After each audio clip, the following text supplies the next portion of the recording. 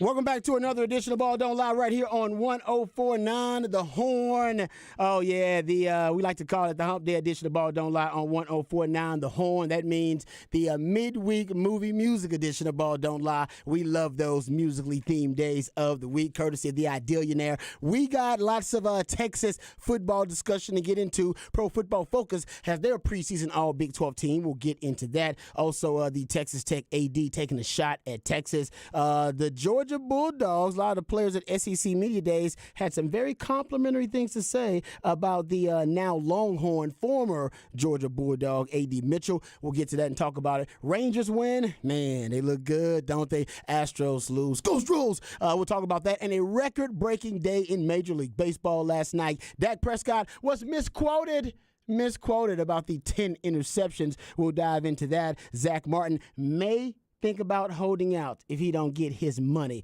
We'll discuss that as well. And, of course, Saquon Barkley and the depression of the broken running back market. That discourse continues, so we'll talk about it. And also some sound from Saquon Barkley, who is very, very frustrated at this time. All of that and more. Before we do, let's introduce you to the rest of the crew. He was a second-round pick for the Montreal Expos, but a first-round pick for the Austin Radio Network. He originally committed to the University of Texas, but decided to forego the 40 acres. He wanted to chase his dream in the cheese. Pimping ain't easy, but for this man, ladies and gentlemen, it's a breeze. It is Mike Hardball Harge. What's going on, brother? Man, I'm just happy to be back in this seat. We're ready to chop it up with you, get into all the latest from football, basketball, baseball, and, of course, things that are going on around here.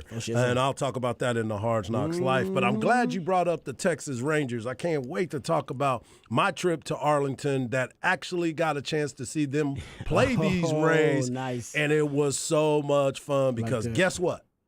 The Rangers are here to stay, and that's the beautiful part about it. Let me talk about my man that sits across from me every single day. He hails from H-Town with the Get Down. He's a lifetime Longhorn and a proud card-carrying member of DBU. Legendary lifetime and now College Football Hall of Fame Longhorn Derek Johnson said he was the best cover corner he had ever seen. He's a former NFL DB that still has that passion for film study, but he's not a fan of white condiments. But, of course, he is a fan of you, the listeners. He is my man and yours, Rod Babels. I appreciate the intro as always. Let's not waste any time introducing the real MVP. We like to call him the Idealionaire, one of the hardest working members of the ARN family. He's got a hustler spirit, period. We don't know what he's paid. We're pretty damn sure he's underpaid. It's Patrick Davis, y'all. What's going on, Patrick?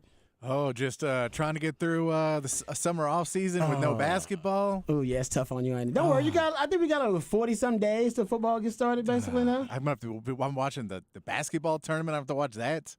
Yeah. Oh, yes. You got a Longhorn team. There is a Longhorn team. Austin's own, I believe. Austin, I think you're right about that. Yeah. We can get into that a little bit, too. Yeah, they're playing in I think the prize is, what's $1 million? $1 million. $1 million. There you go. It should be more than $1 million. I think so. Aren't you splitting it between a roster of guys? Yeah, but these are guys. They're trying to keep it to 10. Yeah. I guess you like.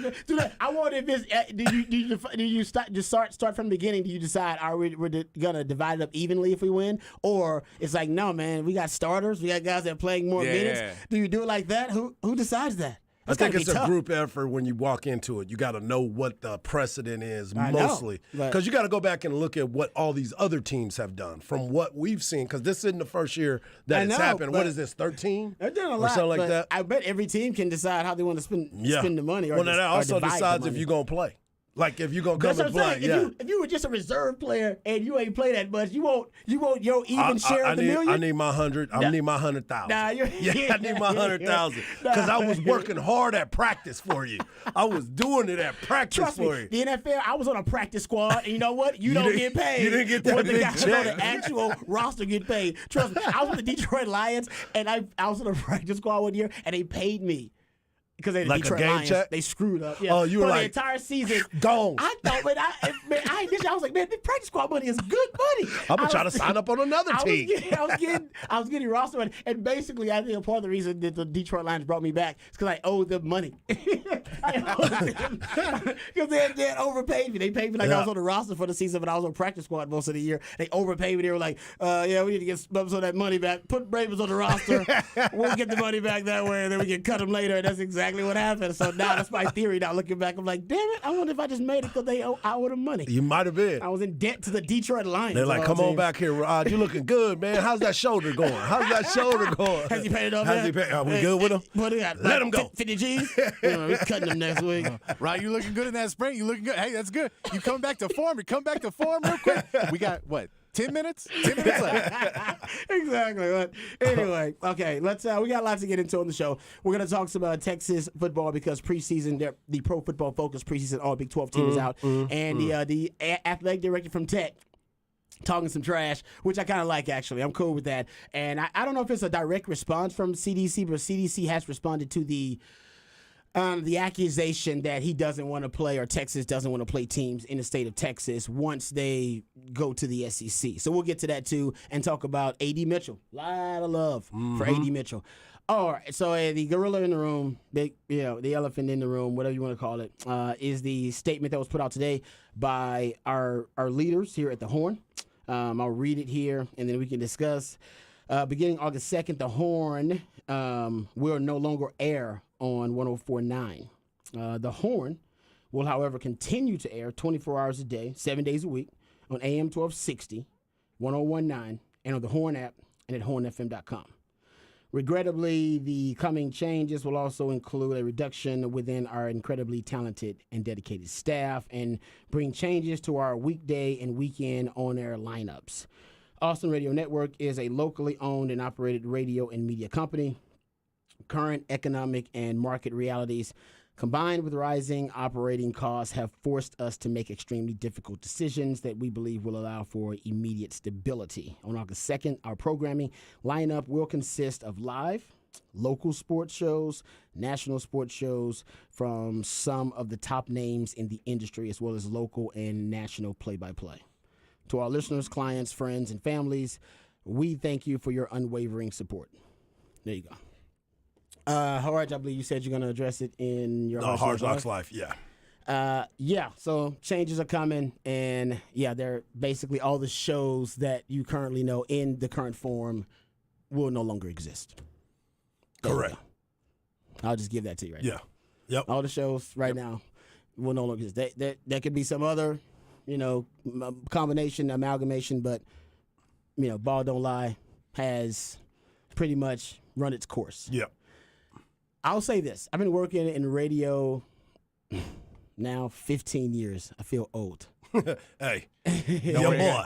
I got 15 with you, Rod. You got 15 with me? Yeah. All right. So, exactly. And honestly, Patrick, I don't know if I know anybody radio other than Craig Way. I think he's one of those guys, and maybe I think Chad Hastings is one of those guys. Yep. John Medani is one of those guys that can do everything in radio.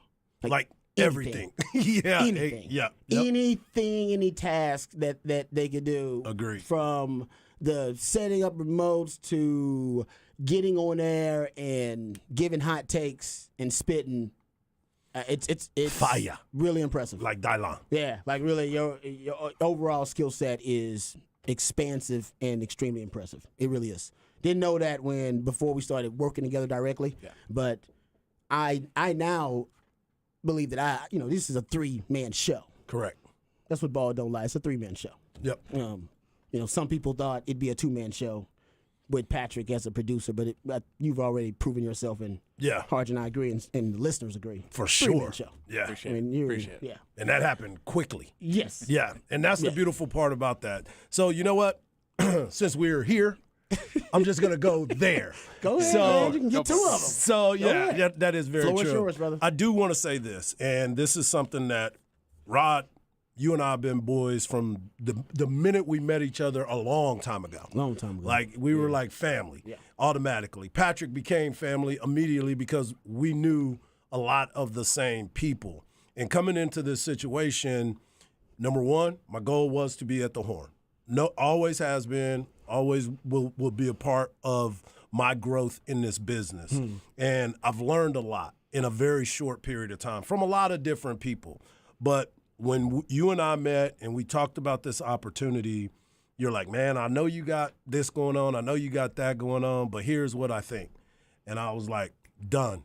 You say less, as the youngsters say. Say less. Yeah. And as soon as that happened and we got the opportunity to work together, it was your work ethic is something that can't be matched. I mean, you do so much more than what people think. And I know we talk about your papers all the time, but it's educational because of the fact that you can look at your paper and start a sentence and find it in a stack of 1,000 papers and know your point of what you're doing. Right? Chaos, baby. Yeah, I mean, I'm like chaos. looking at it. I'm getting nervous. I'm like, man, which paper is he grabbing? I want to see this. But throughout it all, you continue to teach me certain things. Patrick has taught me certain things, and it's all about delivery. And that is why we like what we do on the mic, because we bring a unique perspective of what someone may be thinking, of what someone wants to know, but most importantly, we put smile on people's faces while they're driving, and maybe their day has been bad, but they love listening to us because they're going to get their fix. They're not going to get their fix from this group right here anymore. And it's really disappointing, and I'll go into it a little bit more. The only part that I'm disappointed about is that we won't be together every day. That's real. And this, I've been in the business. I was at the other place before. You were at the other place. Patrick, you were. I mean, we've all been in this business, and we understand business. But for me, it becomes family. And that, to me, is what's going to be the disappointing part. Not just this group, but the listeners, the people that welcomed me, the people that questioned me when I first got here. I remember that too. And then those people became fans. I remember those that. people became friends. I do remember that. And they let me grow. I grew on them. They grew on me. And that's the part that hurts the most about all of this. Yeah, we're all going to be okay. We're big people. We've been around the game. We understand it. But for the friendships that we have, those aren't going anywhere. But the relationship here, the joy that we bring to people every day, that's the part that sucks. And that's your superpower in the business, brother. You value relationships probably do. more so than anybody I've ever been around in this business. Yep. And that's why Horace know every damn body. That's why I know because everybody. Horace gonna go out of his way when he meets somebody to cultivate that relationship. Absolutely. It's a lesson I learned. But yeah, basically you guys are my 10th like co-host that I've had, like actual co-host that I've had in 15 years. Right. So for me, I do know that shows run their course. Unfortunately, that's been my heartbreak. I don't remember, like, the B&Es of the world. I envy that. Yeah. Be with somebody for 20 years. There's none of that from the radio that I know. It was always you get about a year and a half, 2 years, and you got to make the most of it. Yep. And I truly believe Ball Don't Lie make the most of it. I 100% concur with that. Yeah. I concur with that. It sucks. It does. Trust me, I get it. Like I said, I had to start looking at the relationships, the connections. I always call them connections because our connection as a show, as a brotherhood. Right. Listeners want to tap into that. That's the whole point. They want to tap into it. Right. And if it's genuine, it's for them. It's a genuine experience. Right. And they become part of the connection. It's unfortunate, but like I said, I've looked at it differently because now I've been in so many of these really great, shows with just Craig Way and John Madani and AJ Hoffman back, and it said Golden. Yep. Man, said Golden's on that list too. Sally Bear. Right? Yeah. And so I wouldn't be sad about it. I had to start thinking about, instead of what I lost, what I gained. Right. Because if I look at it from what I lost, you're going to mourn it forever. Yeah. Brutal. Yeah. It's just grief. Yep. But think about what you gained is friendships, brotherhood, and a genuine connection with another human being. I've been in a lot of relationships with women in my life.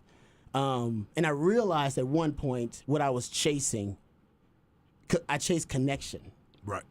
I do enjoy connecting to other human beings, like just on any way. And radio gives me the platform to do that. Right. And I in all the ways that that connection, the way that I kind of define it is what I can gain from that person, like what I learn, how I become a better person. Right. Because I kind of tap into your superpower, which for Harge is, damn, man, look at the way he cultivates relationships. It's unbelievable. Like, everybody knows Harge because Harge treats everybody like family. Yep. And with Patrick, it's like all around skill set, as someone in the profession who doesn't have really a weakness. I have so many weaknesses. I only got really We're one. flawed in a one lot of strength areas. is that I can get on air and spit. I only got two strengths in my life. I can run fast and talk fast, make careers out of them both. But it's unfortunate. You need This to is put not- that on a T-shirt right there. That's really. I could run fast. I could talk fast. I made a career out of both. I tell all the kids all the time, just figure out, what you Yep. do well. And you guys, no matter what happens, you're gonna hear from Harge. Harge has a brand. Everybody knows Harge. People want to hear from Harge. Yep. You're gonna hear from me. I guarantee all of us are gonna start diversifying, just because unfortunately radio is not. It's not dependable enough for us to be available to you guys like we want to be, and so you might have to work a little bit harder to find us. Yeah. But you'll be able to find us. I But guarantee you know that we will be working hard we're working to make hard sure to that we get bring out it there. to you. Yeah, trust me. I'm gonna diversify. I'll be available on a lot of platforms Yep. coming up real soon. It's okay. Yep. And yeah, man, you guys mean a lot to us.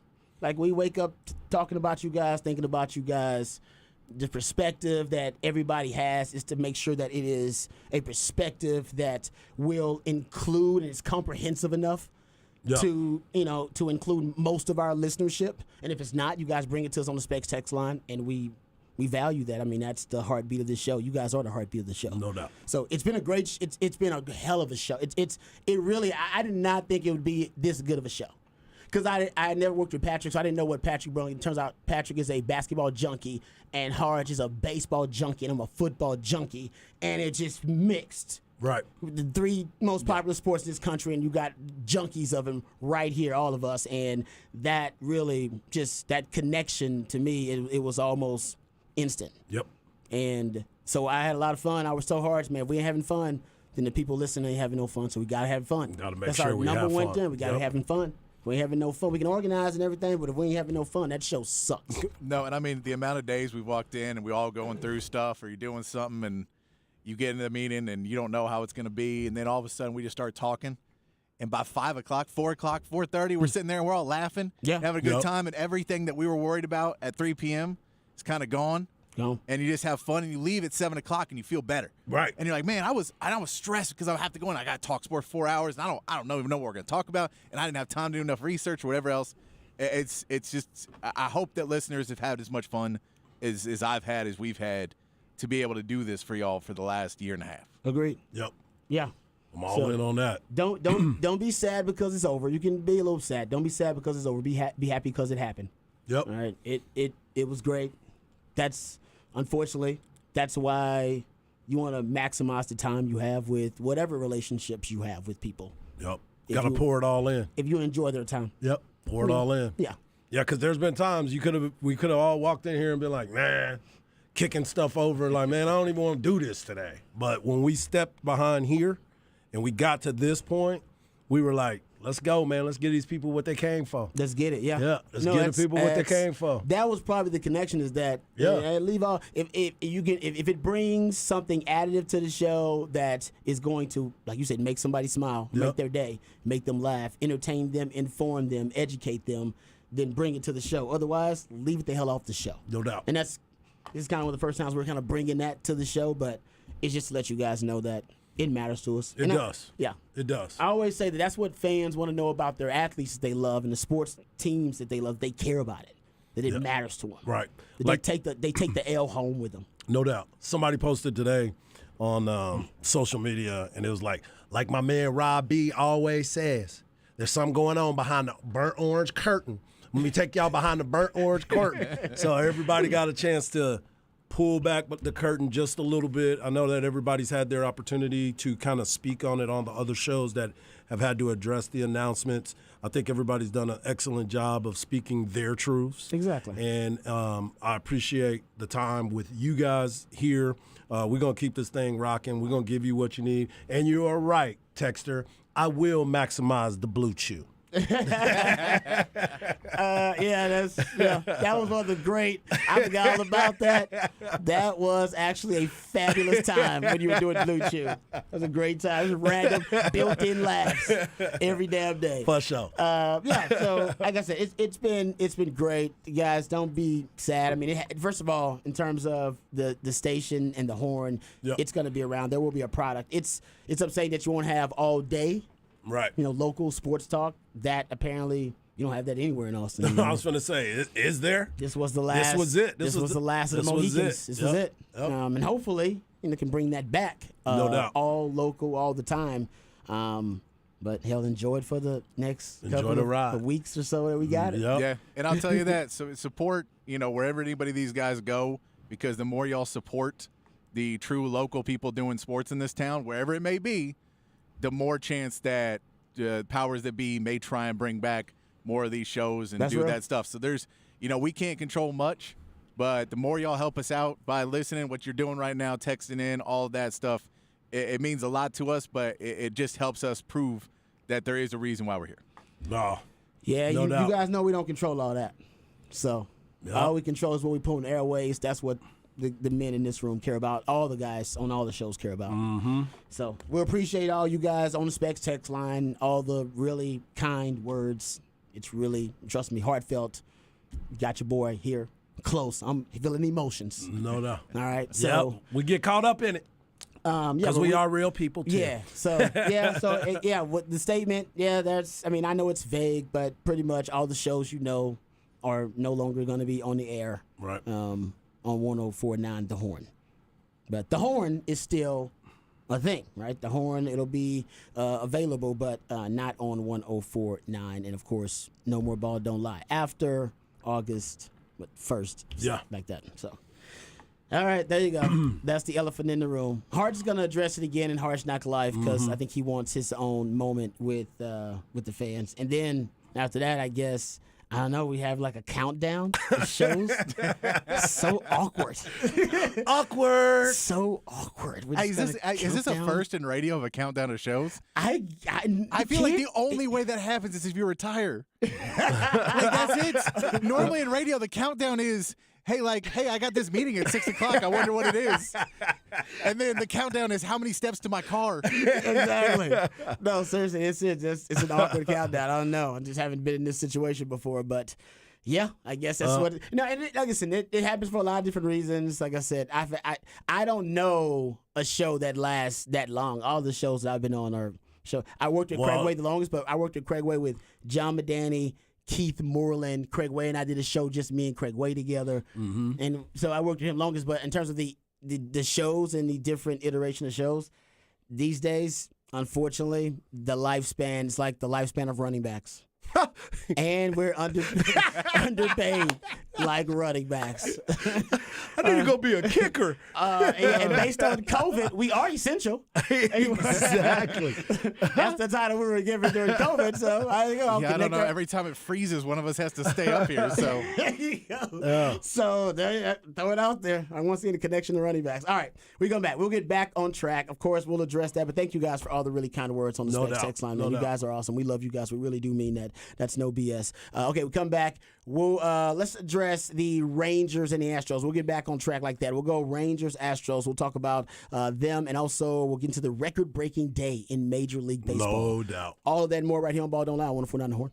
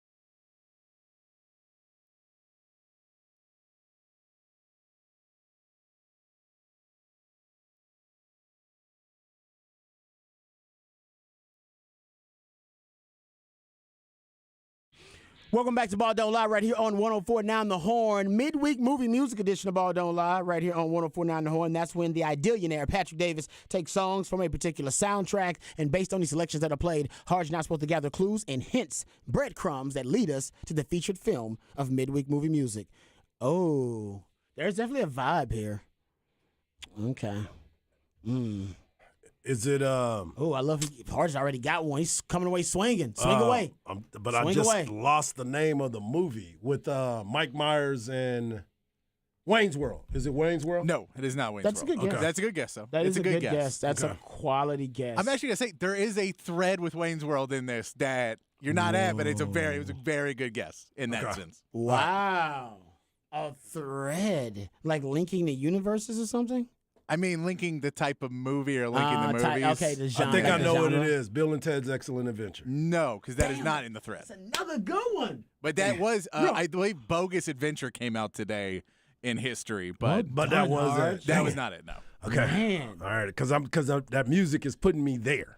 You are striking out, but I am. you're I'm- swinging. You know I'm You're gonna take my in the swing. right- Swing You're in looks the right sweet, though. time frame as well. You're in the right time frame of movie. too. Yeah, man. You got some sweet looking strikeouts there, man. Hey, that dude, his balance was perfect. He just didn't see the ball. All right, speaking of seeing the ball, a lot of people were seeing the ball last night in Major League Baseball. This is crazy.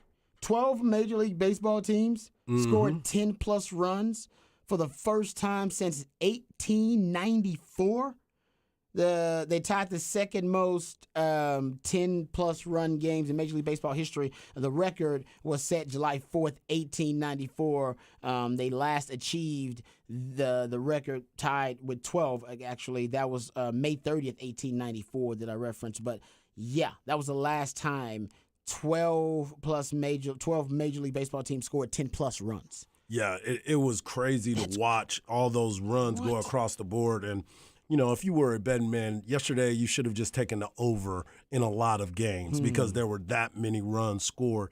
And here's the other part about it. Within those 12 teams scoring those runs, Detroit, Atlanta, Cincinnati, and the Chicago White Sox were on the losing end. Yeah, now and they that's- scored double digits, and they were on the losing end of that deal. It's unbelievable.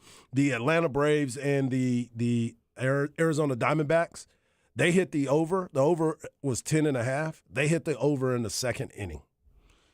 Yeah, because the Braves, their first innings. Remember the Eagles last football season had those crazy second quarters. Yeah. That they would just blow teams out. They averaged almost 13 points per second quarter. Yep, that's where. Remember, you put me on that, Yeah, exactly. and I Yeah. jumped on it. Little I was cashola. like, hey man, what you say? Little cashola. I'm betting on the second And quarter. you're right. And nobody caught on to like week Right. like 9 or 10. Like, Right. man, what are they doing? But it was. And how about this? The first inning for the Braves, as you talked about this hard a couple of weeks ago, actually. That's what basically their first inning is. This is what the Eagles' second quarter was. Yep. Dude, how about this? In the first inning, they have 100 runs scored, 30 home runs, 134 hits, plus 68 run differential in the first inning, which is 20 runs better than any other team in any inning. Correct. And by the way, all of those I just mentioned, 100 runs, 30 home runs, 134 hits, plus 68 run differential. That is the most of any team in all categories and the most of any team in any inning. Yeah. Let those numbers sink in. They are basically playing the best baseball of any team, all right, in Major League Baseball in the first inning. Nobody's played better in any inning than the Braves are playing in the first inning. Yep. And It's crazy, and that's I would want to watch that. If I'm a baseball fan, I'm like, oh yeah, it starts right away. Yep. It's like a movie where they get right to the plot. Don't you Yeah, hate the they movies come where in and they start shooting people right away. They let you know, bah, bah, bah, bah, bah. You're like, man, I ain't even got my popcorn yet. I ain't even got my popcorn yet. It's like it's a great point. That's what the Braves are. They're that movie that it gets right to the plot. You're like, damn, first 5 minutes, like you Yeah. said, it's already action packed. That's like Denzel's movies when you just walk into it. That's what the Equalizer. You just walk into it and you know his whole story. I want to say the Dark Knight start like that, like the I think it did. The Dark Knight Rise. Then it start think like it that, did. like I the think it Joker did. starts like that, and the Bane when they kind of get right into it. Like It's always was it a scene. Deep Blue Sea? with Samuel Jackson. Yeah, it was already. He was about to That's die. like, what, 5 minutes in the movie? Yeah. Hold up, is that which one? Is That's that what LL too. Cool J, right? Yeah. With a hat like a Sharks fan? Wow. Yep. They had 2 black guys in that movie? Yeah, one of them didn't make one it. wasn't that long. Did LL make it? Nope. I don't know if he No, did. I remember the beginning of it. Samuel, I think, is the one that ended up getting killed. Okay. Yeah. I remember this movie vaguely. Yeah. I remember it. I don't even know why if I remember it. But I do too. So going back to your point about the Atlanta Braves and who they are, they're the first team to get to 61 wins as well in the major leagues. And you start thinking about the run differential, what they have become. And that was some of the things that I was questioning Chipper Jones about at the very beginning of the year. He kept saying, this team is going to be explosive. And why do they score so many runs in the first inning? When you have a table setter like Robert Acuna Jr. And then you also have Matt Olson, the first baseman, who hits the ball out of the park. Then you sprinkle in Austin Riley and a bunch of other players within that lineup. The Braves are a team to reckon with, not only with the scoring that you see in the first inning where you start looking at them and you're like, we got to come out here. Your pitchers are stressed from the first pitch. That's a great point, too. They are stressed. Yeah. They know going into that lineup, this is what I'm up against today. And they get to that bullpen fast. Quick. Yeah, you're right. They stretch you out. Yeah. They stretch you out They quick. stretch you out, huh? Yeah, they stretch you out. Like Lena. No, I was about to say, boy, I was going there in my head, too. We have been working together for a long glad time. that I ain't even going to dive into the story. Do not. The fact that Do I can not. represent, and I was just like, yep, I already know. Patrick understands, too. That's all we're going to mention, because that's all we can talk about. Yeah. I was man. like, yep, sure was. 16 to 13. But yes, I'm with you on that. So when you watch this lineup every single time and you know your stress level as a starting pitcher, you come in there and you know you can't make mistakes. That's half the battle. Because most of the time when you're looking at a pitcher and you're at the plate, you're thinking, this dude got nasty stuff. I got to stay locked in. The pitcher's up there now going, Yeah. I'm finna face Acuna. I'm finna rate Albies. I'm about to face Riley, Olsen, Murphy, Ozuna. Michael Harris Jr., he just now starting to get back to being normal. He was Rookie of the Year last year. I know. And you talking about they should get Shohei. Yeah, and you if they want go, to get I want Shohei. them to go get You want them to go Shohei. get Shohei. They would become such a super team. That's what I need. That's a super What we team. call them, juggernauts. That's what exactly I want. They lead Major League Baseball in home runs right now. Yep. They got 23 more home runs than the next team. Yes. They got 176 home runs. Yep. Nobody's even close to them. They're not in the same area. Bro, They're not in the same area. They're impressive. Like I said, Atlanta. Are they the most exciting product right now in Major League Baseball? I'm talking team wise. Team-wise, absolutely. gotta be, right? They're definitely I mean, one of the Shohei's most. the must-watch television, but they got to be. They're the most fun baseball team there to you watch. go. Yeah. Because and remember, and they're playing speed up rules this year. Mm-hmm. So you getting it early. They got some speed. And the game is there. And Acuna is about to break a record. He's going to be a 40-40 guy. He's going to be a 40-40 guy.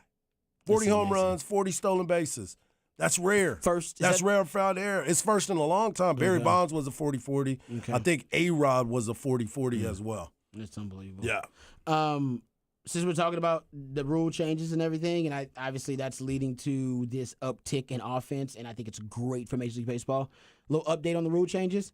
Length of game at this point, the average length of game is 2 hours and 38 minutes.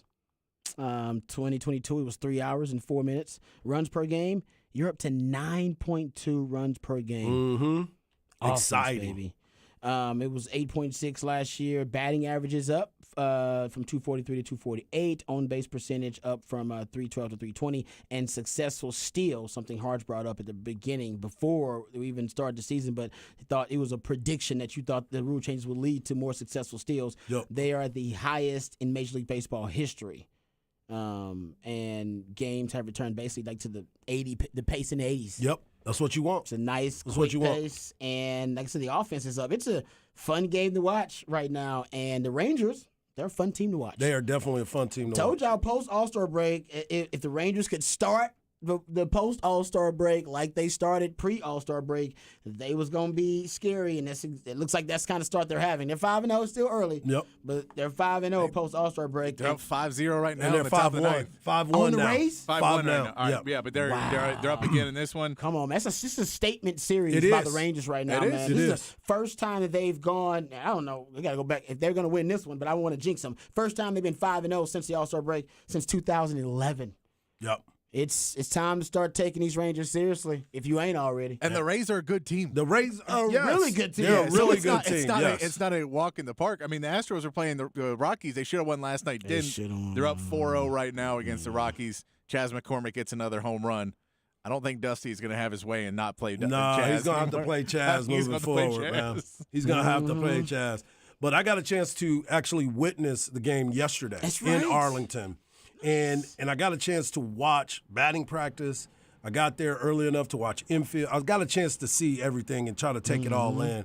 The Rangers baseball team versus the Tampa Bay Rays is one of those that you wanted to see. You wanted to watch that, and each play and each mistake is magnified because both teams are so much talent. It's like playoff there. baseball. It is, and that's what the atmosphere was. It was loud. It was raucous in there.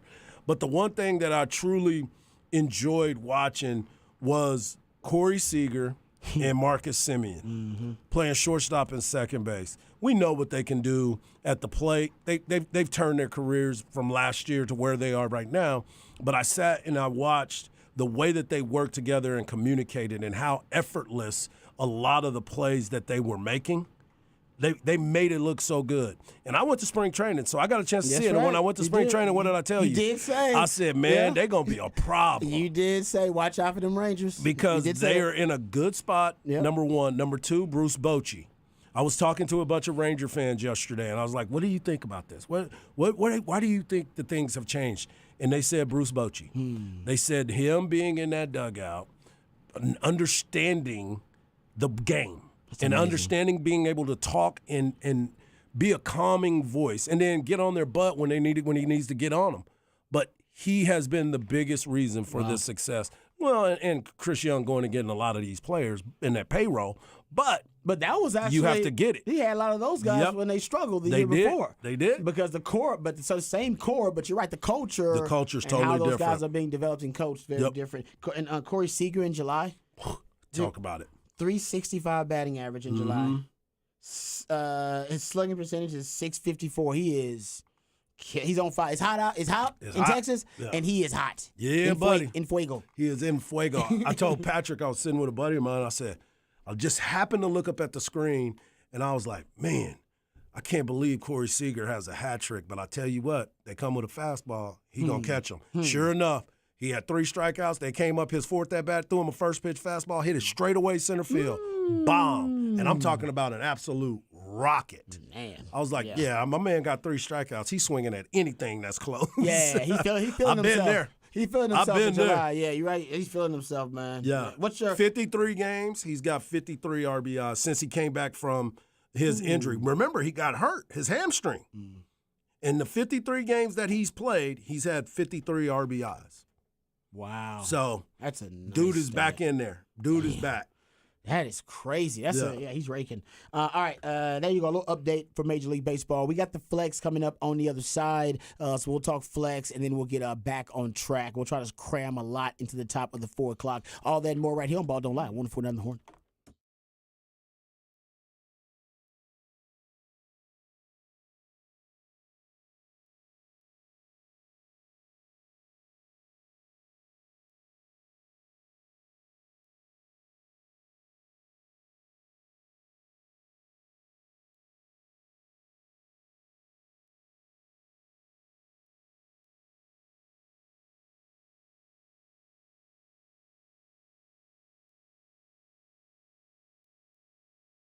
Hey, what's up, folks? Lifetime Longhorn Rod Babers here. Let's talk about my favorite tequila, Hot Cat Tequila. You know what it stands for, cinnamon, agave, and tequila. That's why we call it Cat Tequila. But what you may not know about is how simple and just how delicious the recipe is. It's just cinnamon, agave, and tequila. That's why it's so light. That's why it's so smooth. It's every tequila lover's dream. And even if you're not a fan of tequila, well, listen, I had done my own experiments pretty much, and I know that even people who don't like tequila will love Hot Cat Tequila. I had some friends of mine over, got a chance to taste Hot Cat Tequila. They didn't even really know what it was, and they enjoyed it very much. Had to tell them, hey, man, this is actually tequila. And turns out that's how good it is. Matter of fact, it can turn any event into a party. Every party feels like a celebration. So celebrate and turn up with Hot Cat Tequila. And once you try Hot Cat, you'll never, ever, ever go back to that old cinnamon whiskey or that cheap tequila you order rounds of when you were just trying to get the party started. No, you can turn up any party with Hot Cat Tequila. It's the perfect way to pregame for all the big games, concerts, festivals, or any night on the town with family and friends. Best served cold for a quick round of shots or to sip on the rocks. So visit cattequila.com. That's cattequila.com to find a store near you that sells Hot Cat Tequila or to find a bar near you that serves up Hot Cat Tequila. Toast and turn up with Hot Cat Tequila.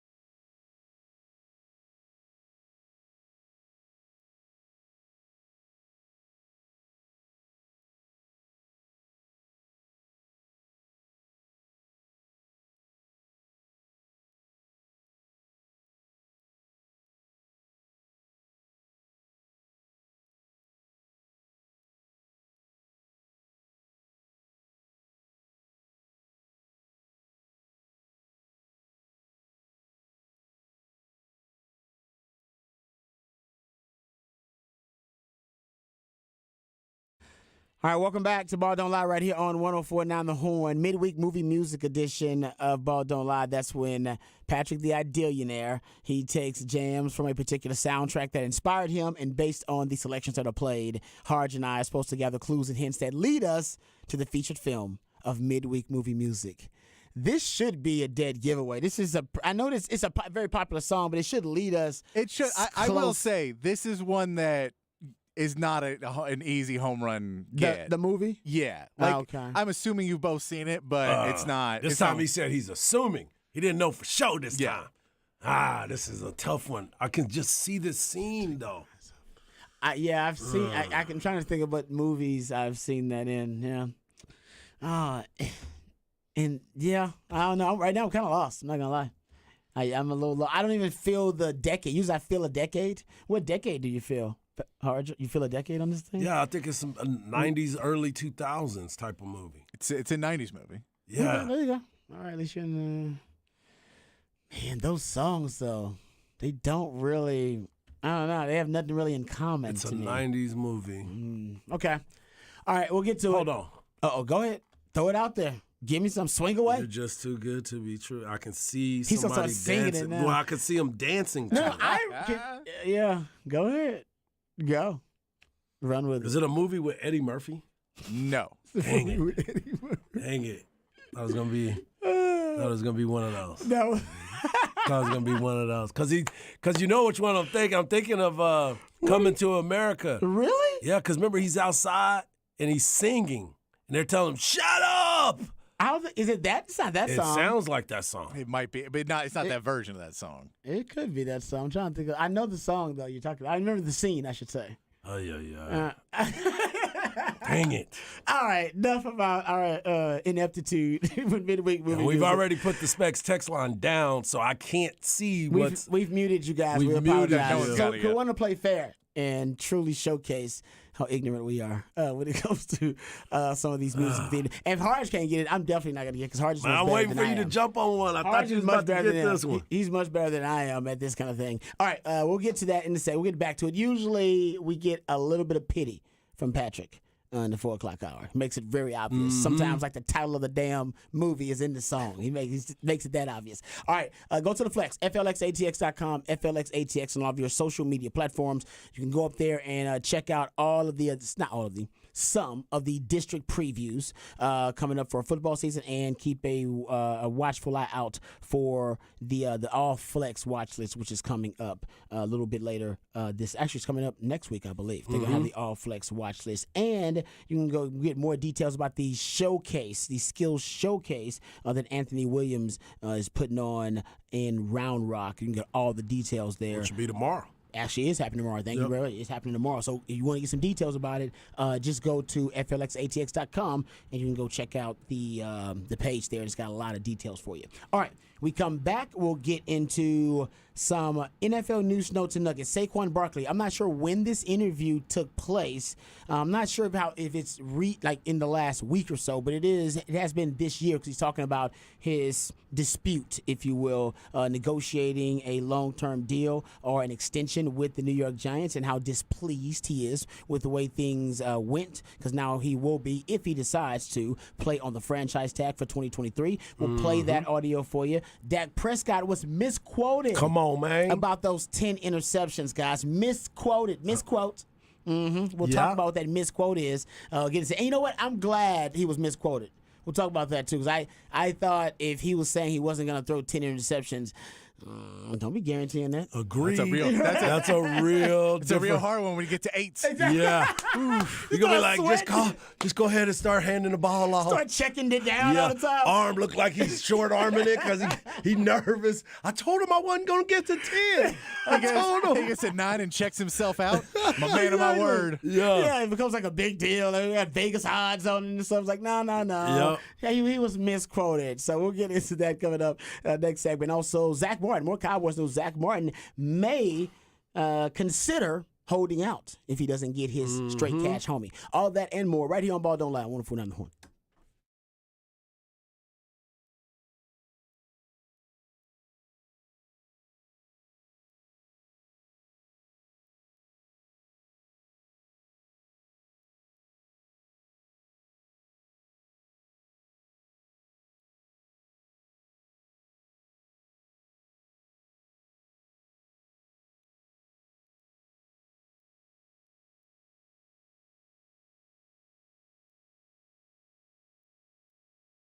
Hey, what's up, folks? Lifetime Longhorn Rod Babers here. We all know Austin is a beautiful city. That's why we all call it home, and we love this city.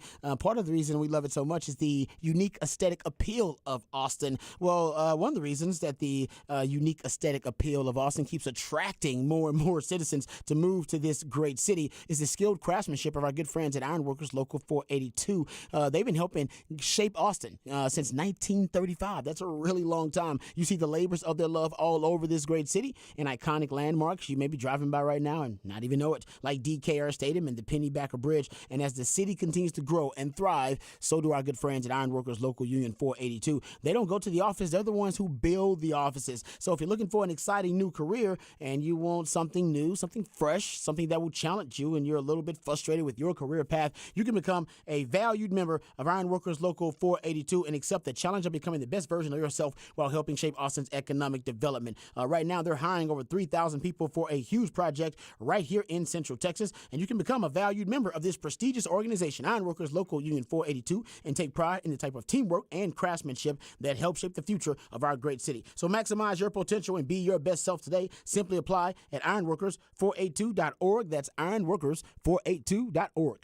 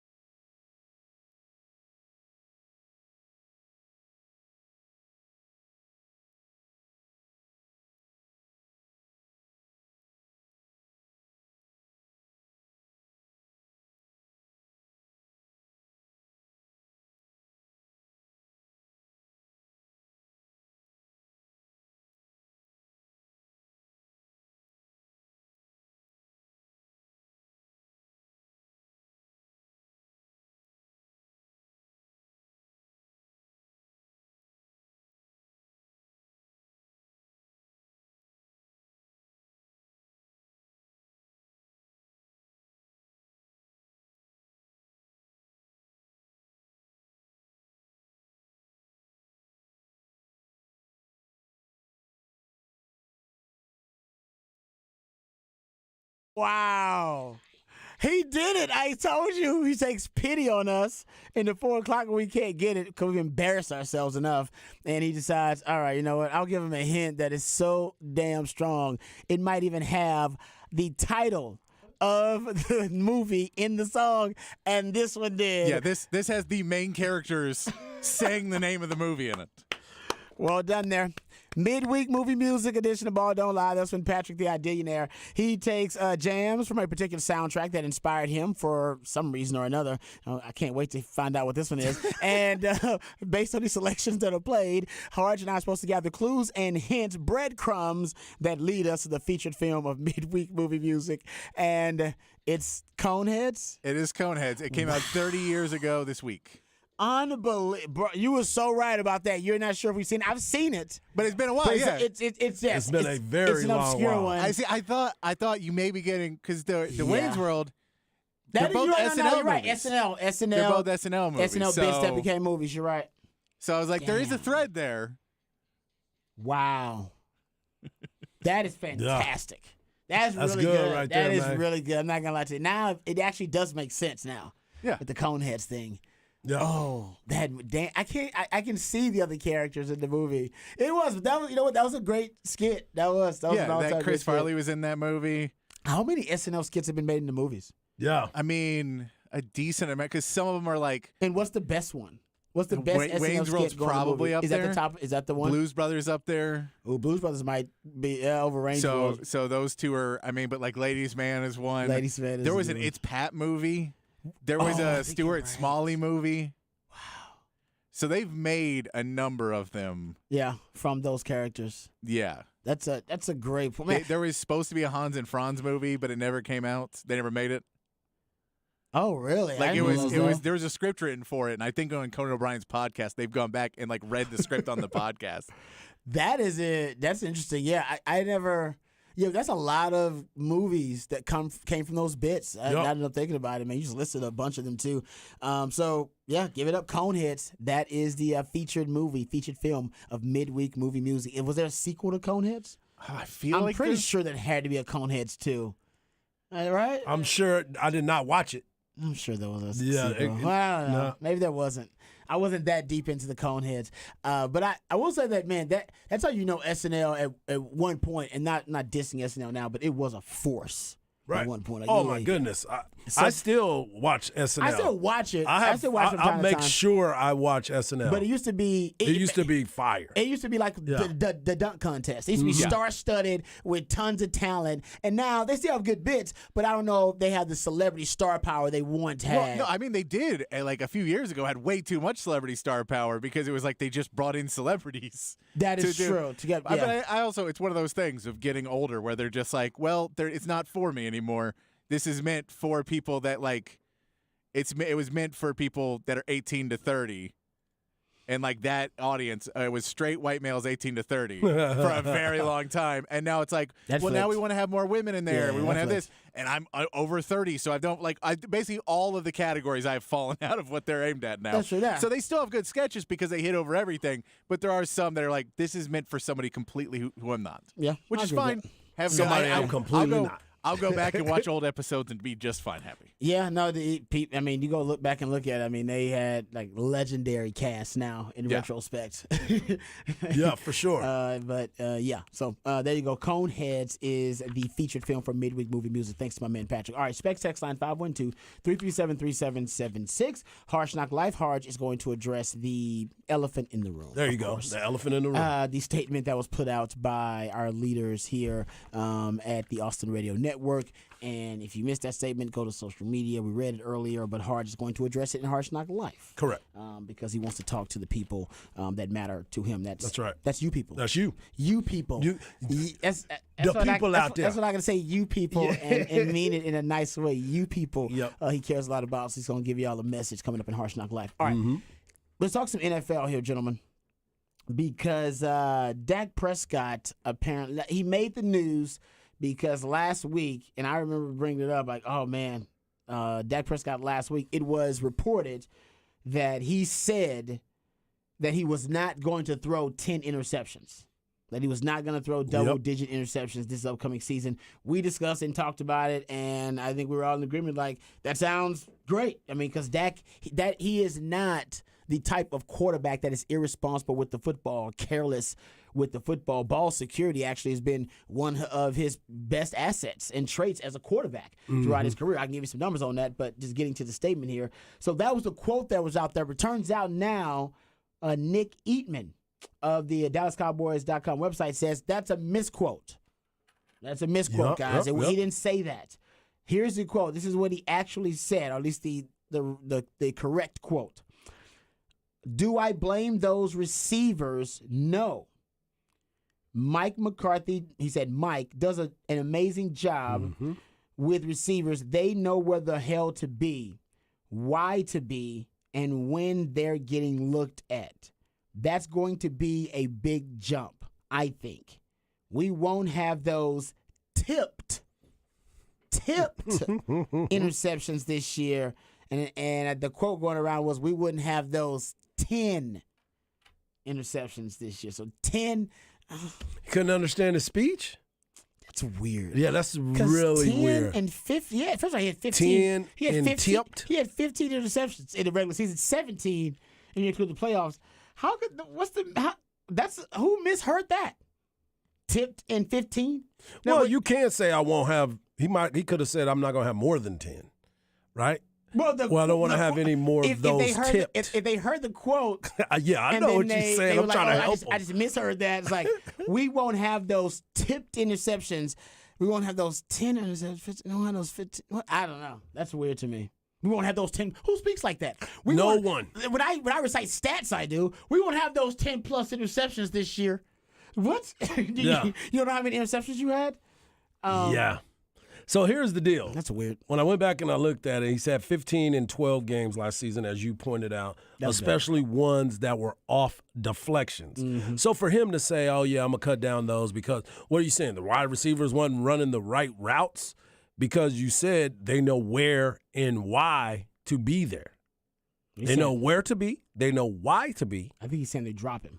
Yeah. Well, that's what I'm saying. Like, what are we doing? That's the criticism. I think the criticism is he's saying they know where to be. They're where they're supposed to be. They're dropping the ball or tipping it, and that's leading to interceptions. How many do we know the fact of how many of those? I do remember eye tests watching Cowboys games that there were multiple interceptions that went off receivers' hands. Like 5 or 6 times. Yeah, but the problem is two things. Number one, you forced it there. You did force it in there. That happens. Number one. Number two, you also, that means that you weren't hitting them in the hands. You know what I'm saying? There was probably out of reach. That one, Noah Brown, that should have been an intercept. That should have been caught. Noah Brown's tip to where he lost the game, and everybody wanted to focus on that.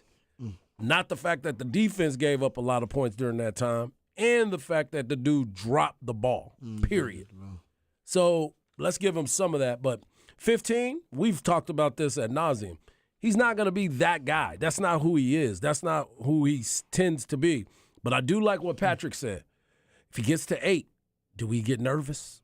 Well, now, no, because he's not saying that at all. He's just saying they trying to correct something. I think they're trying to protect him. I think they are trying to protect him. So that's what I'm saying. Do we look at it when he gets to 8? Do we start watching him a little bit more and say, "See, he really did say he's not going to have 10 interceptions." I know. Now I'm wondering. Okay, because this is the Dallas Cowboys. Of course. Where was Dak when the quote was actually said, and how many members of the media were actually there? Because members of the media usually have recordings. They have their own, and our dude, Chill Hill, it was there. He works at the Fort Worth Star-Telegram. That would be conspiratorial. I'm texting him during the break. They would be like, "Hey guys, we don't need that audio out there. We're gonna put." I don't know if they go that deep. I don't know if I'm going that deep on the conspiracy theory on the grassy knoll. I'm going there. I'm about to text be either they got all the media on the same page to go with this.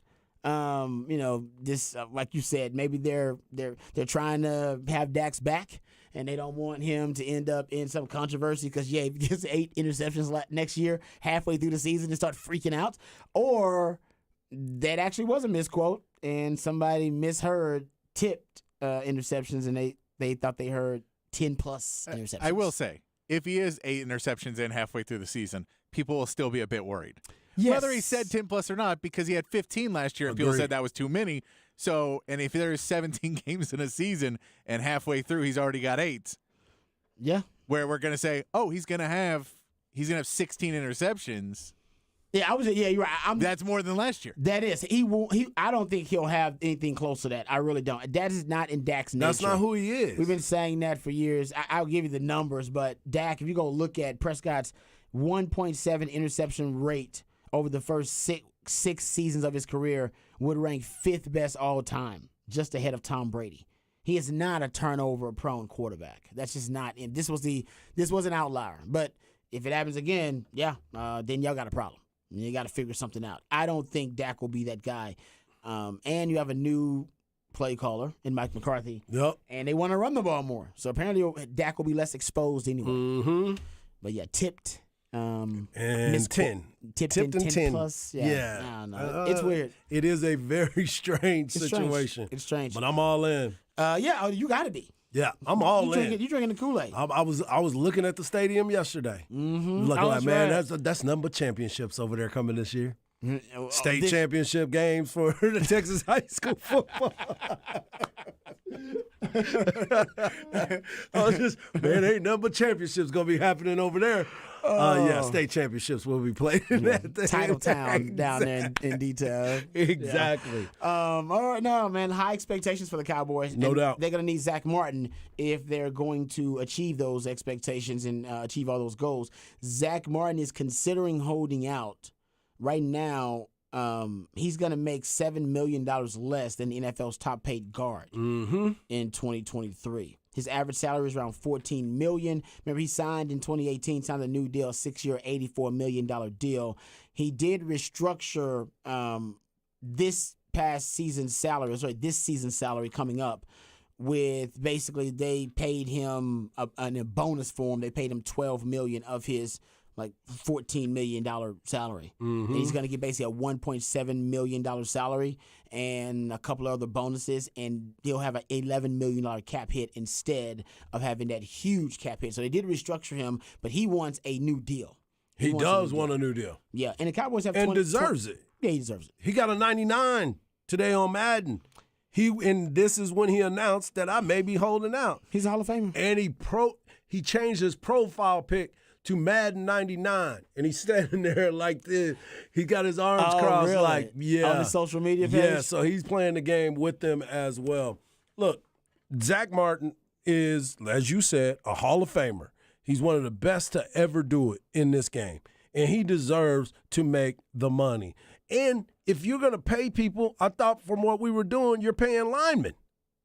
That's who it should be. You are. So that's the frustrating part for me is they need to go ahead and take care of this because you need Zach Martin. We've already been playing musical chairs on the offensive line for the Dallas Cowboys. It's a frustrating thing to watch, but last year I thought they maneuvered it well. Mm-hmm. But Zach Martin is the glue to your line of scrimmage, period.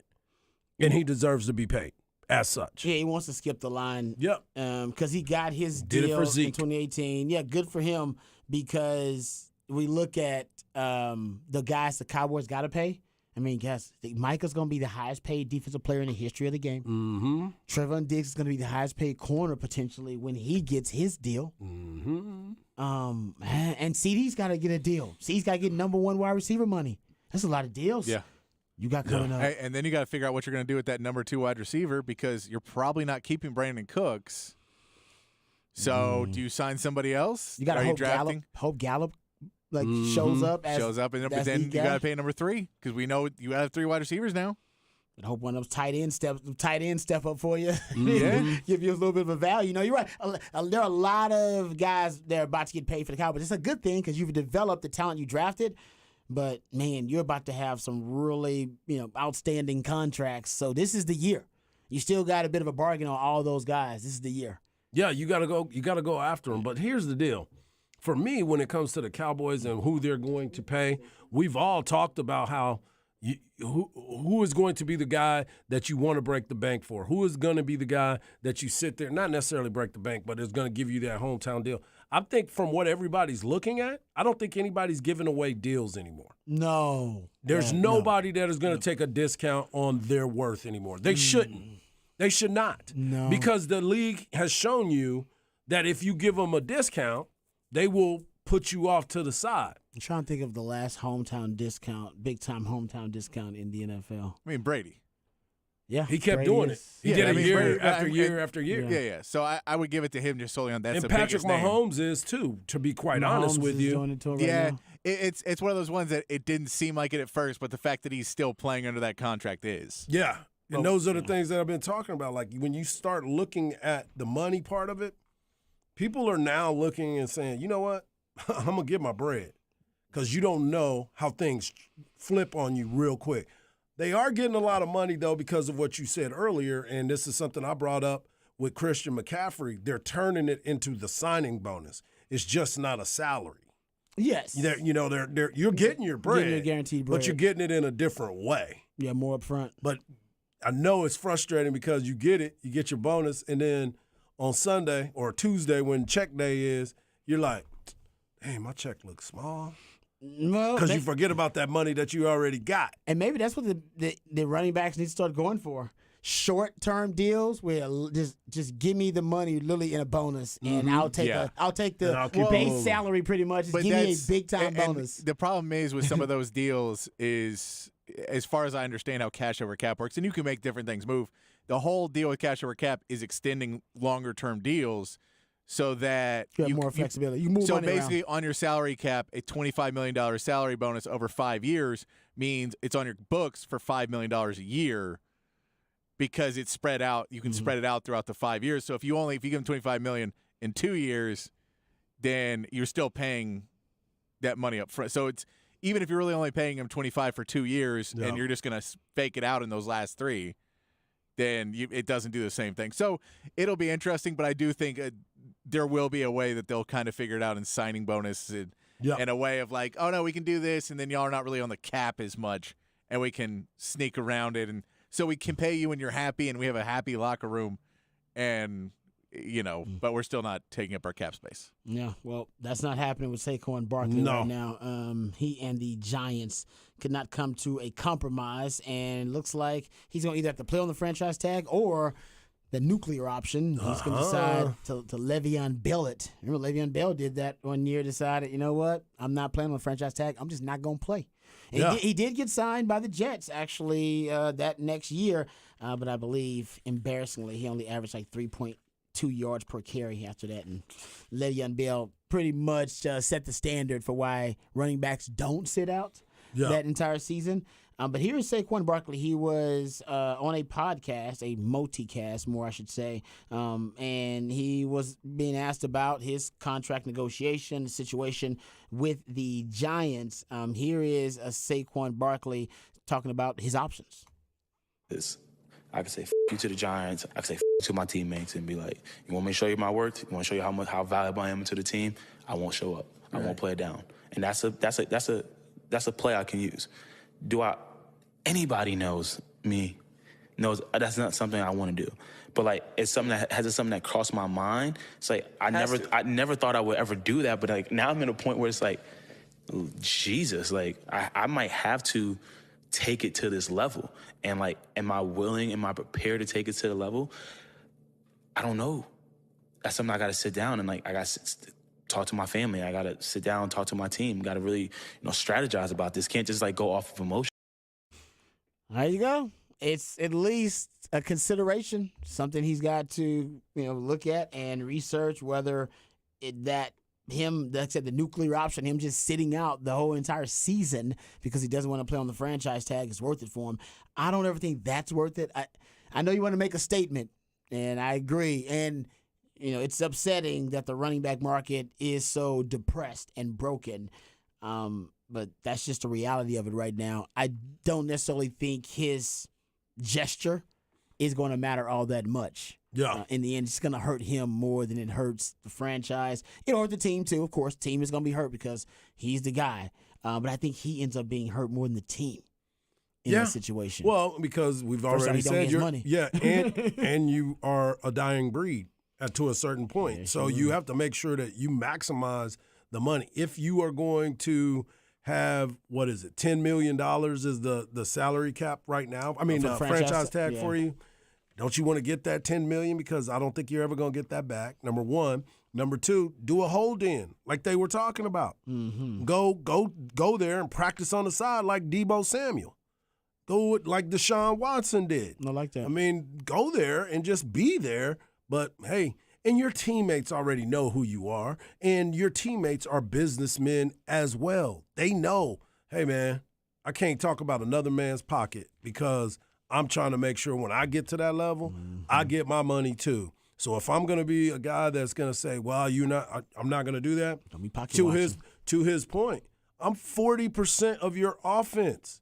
40% of your offense from last year. You think Daniel Jones is that good without Saquon Barkley? No way. But you just paid him. Saquon, I don't know what the number is. What's the right number?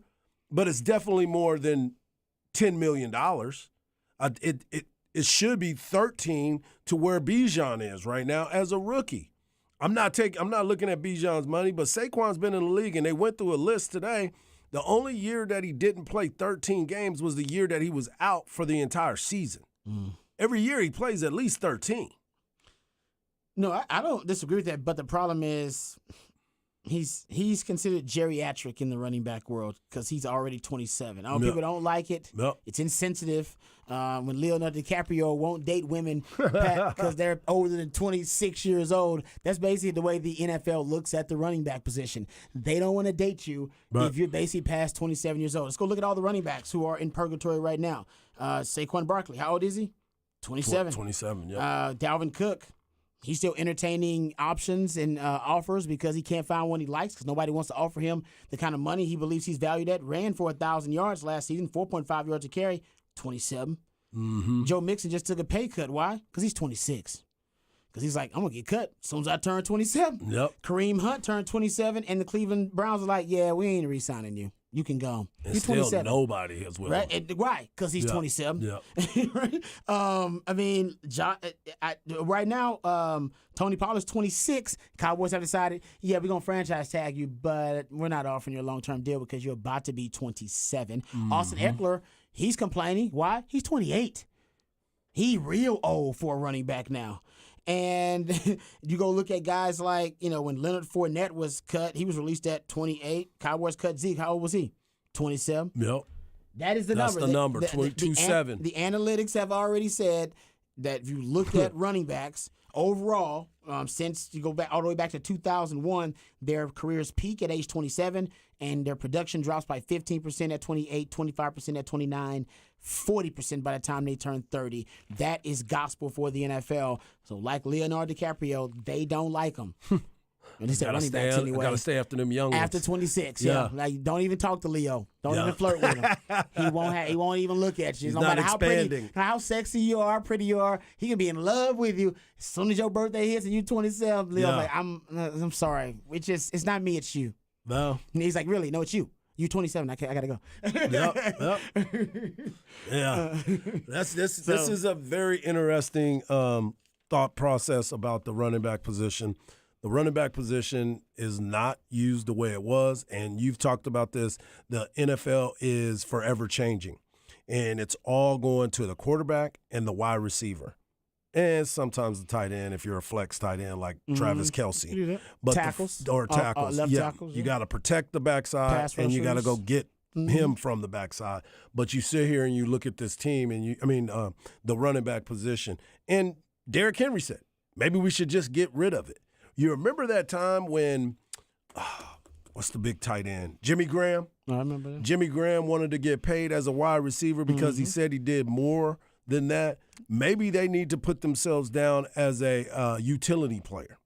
Then running back needs to be a utility because if you go out there and you become that guy that can catch passes, block, and you can run the ball, Deebo Samuel, somebody that they were trying to flip himself. Change the CBA to do it. I know, 2030.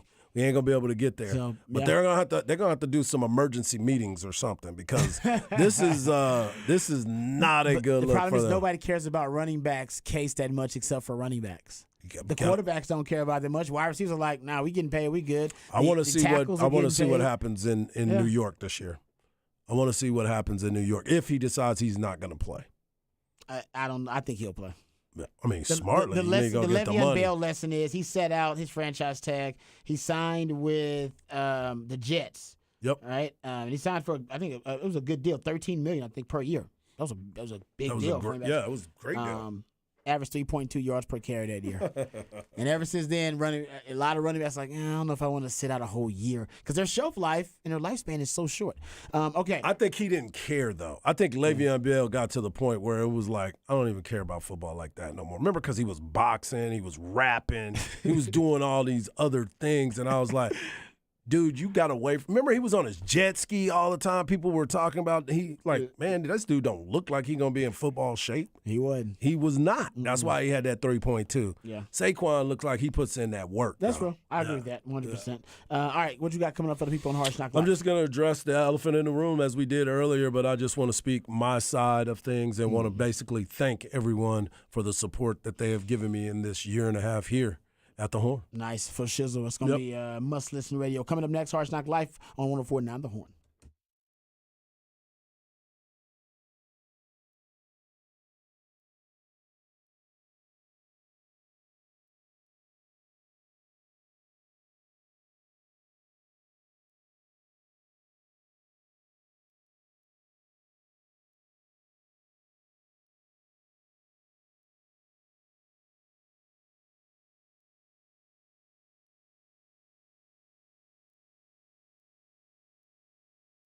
Hey, what's up, folks? Lifetime Longhorn Rod Babers here. Let's talk about your dental health and your dental hygiene, because maybe you're thinking about the last time you had a dental checkup. Maybe you're thinking about something that's been bothering you, a little pain here in your teeth, maybe something going on with your teeth, and you're really putting it off. You're procrastinating going to the dentist. Don't do that any longer. Your dental health, your dental hygiene is really important. Somebody who knows that all too well is my man, Dr. Greg Eckert. Him and his fantastic team, they can handle anything that has to do with your dental care or dental hygiene. General dentistry, teeth whitening, dentures, porcelain crowns, veneers, to dental implants, full mouth reconstruction, even root canal therapy, whatever it takes to ensure you're getting the best quality dental care experience. That's what they're all about. As a matter of fact, they even specialize in easing your dental anxiety. So if you're freaking out about going to the dentist and maybe you're worried about, oh man, you just, one of your phobias is sitting down, getting ready for a dental appointment, don't worry about that. They specialize at putting you at ease. As a matter of fact, my first time visiting Dr. Greg Eckert, I was a little anxious going to the dentist, and I actually saw a lady walk out of one of the offices, and she had tears in her eyes, and I thought to myself, see, this is why I don't come to the dentist, and I was wrong. She was actually crying tears of joy. She looked in the mirror, and she had a conversation with Dr. Greg Eckert, and he had given her the smile she had always wanted. She had never seen her smile look that good. She looked in the mirror and was brought to tears. She walked out, told us the whole story, and then, hey, we all became big fans of Dr. Greg Eckert, and you should be too. He can give you a brand new smile in just one day, no time spent without teeth. Get temporary fixtures. They complete your permanent smile. You'll smile again with confidence and eat freely without pain or discomfort. We're talking about a lifelike permanent solution. So if you've been told your teeth need to be replaced, just call Dr. Greg Eckert today to learn about this revolutionary alternative to dentures, a brand new smile in just one day. It's a complimentary consultation, so you got nothing to lose but everything to gain. 512-345-3166. That's 512-345-3166. Or visit dreckert.com, DRUECKERT.com.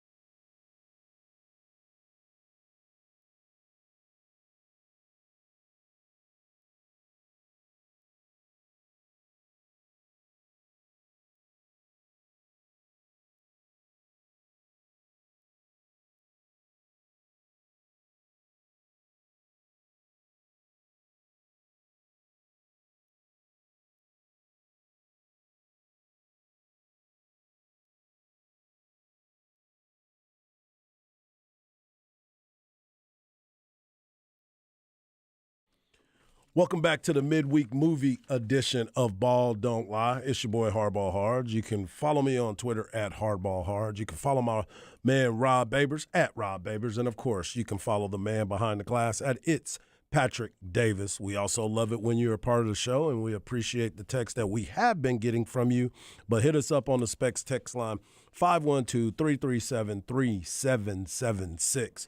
And the midweek movie edition is Coneheads. Coneheads. And, you know, when Coneheads came out, and that was part of SNL, as we talked about, it was kind of a weird situation, right? Like, it was like, wait a minute, we got aliens that are here. There's terrestrial life that have now come down to the earth, and now they're going to be doing different things. And I take that back to our little story. You know, Rod, you spoke on this. Patrick, you spoke on this as well. We didn't know what we were going to be when this show started. We knew we were going to have fun. We knew we were going to bring different personalities. Rod has always been, from the Rodcast and all his other things, he's always been able to hold things down and been able to organize everybody and make sure. That's his teaching part of him. You know what I'm saying? He's a education major, so he knows how to organize and put things in places, which is why he can find his papers anywhere that he needs them. So I appreciate that about Rod, and I learned a lot about Rod during this show. Learned a lot about Patrick. You talked about it, Rod, a minute ago. You talked about how Patrick does everything. When I first met Patrick was a couple years ago, and I didn't know who he was. I see him at the press conferences. I just knew the dude was busy the entire time. Looks busy. The dude was busy. Patrick always looks busy. I'm like, I see him when I get there, and at the end, he's doing stuff, tearing stuff down, moving down. It's probably Costanza. He probably got that from Costanza. To look busy. Nobody bothers him. I'm like, hey, okay. And then I find out who he is. I'm like, oh, okay. Patrick Davis works with Craig, doing all this stuff. And I was like, okay, now I'm piecing all these people together.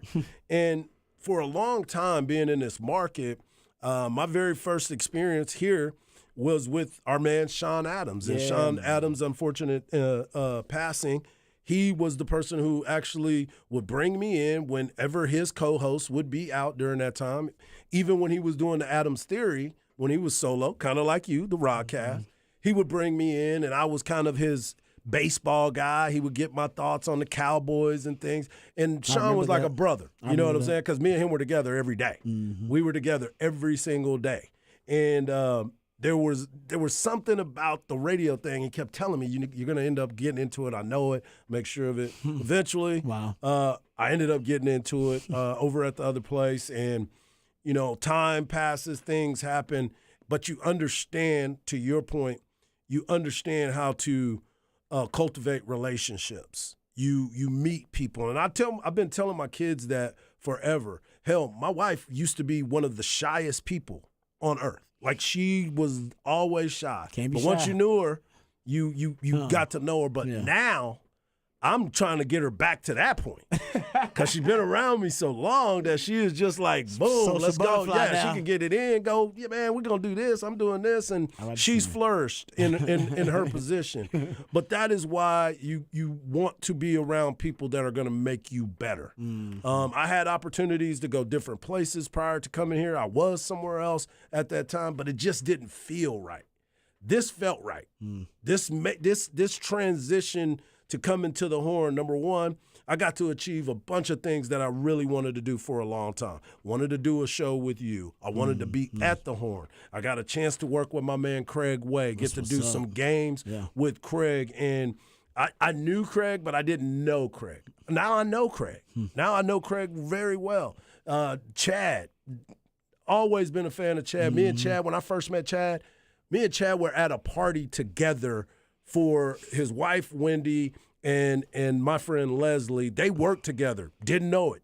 Heard Chad talk. And I said, hey, man, are you Chad Hastings?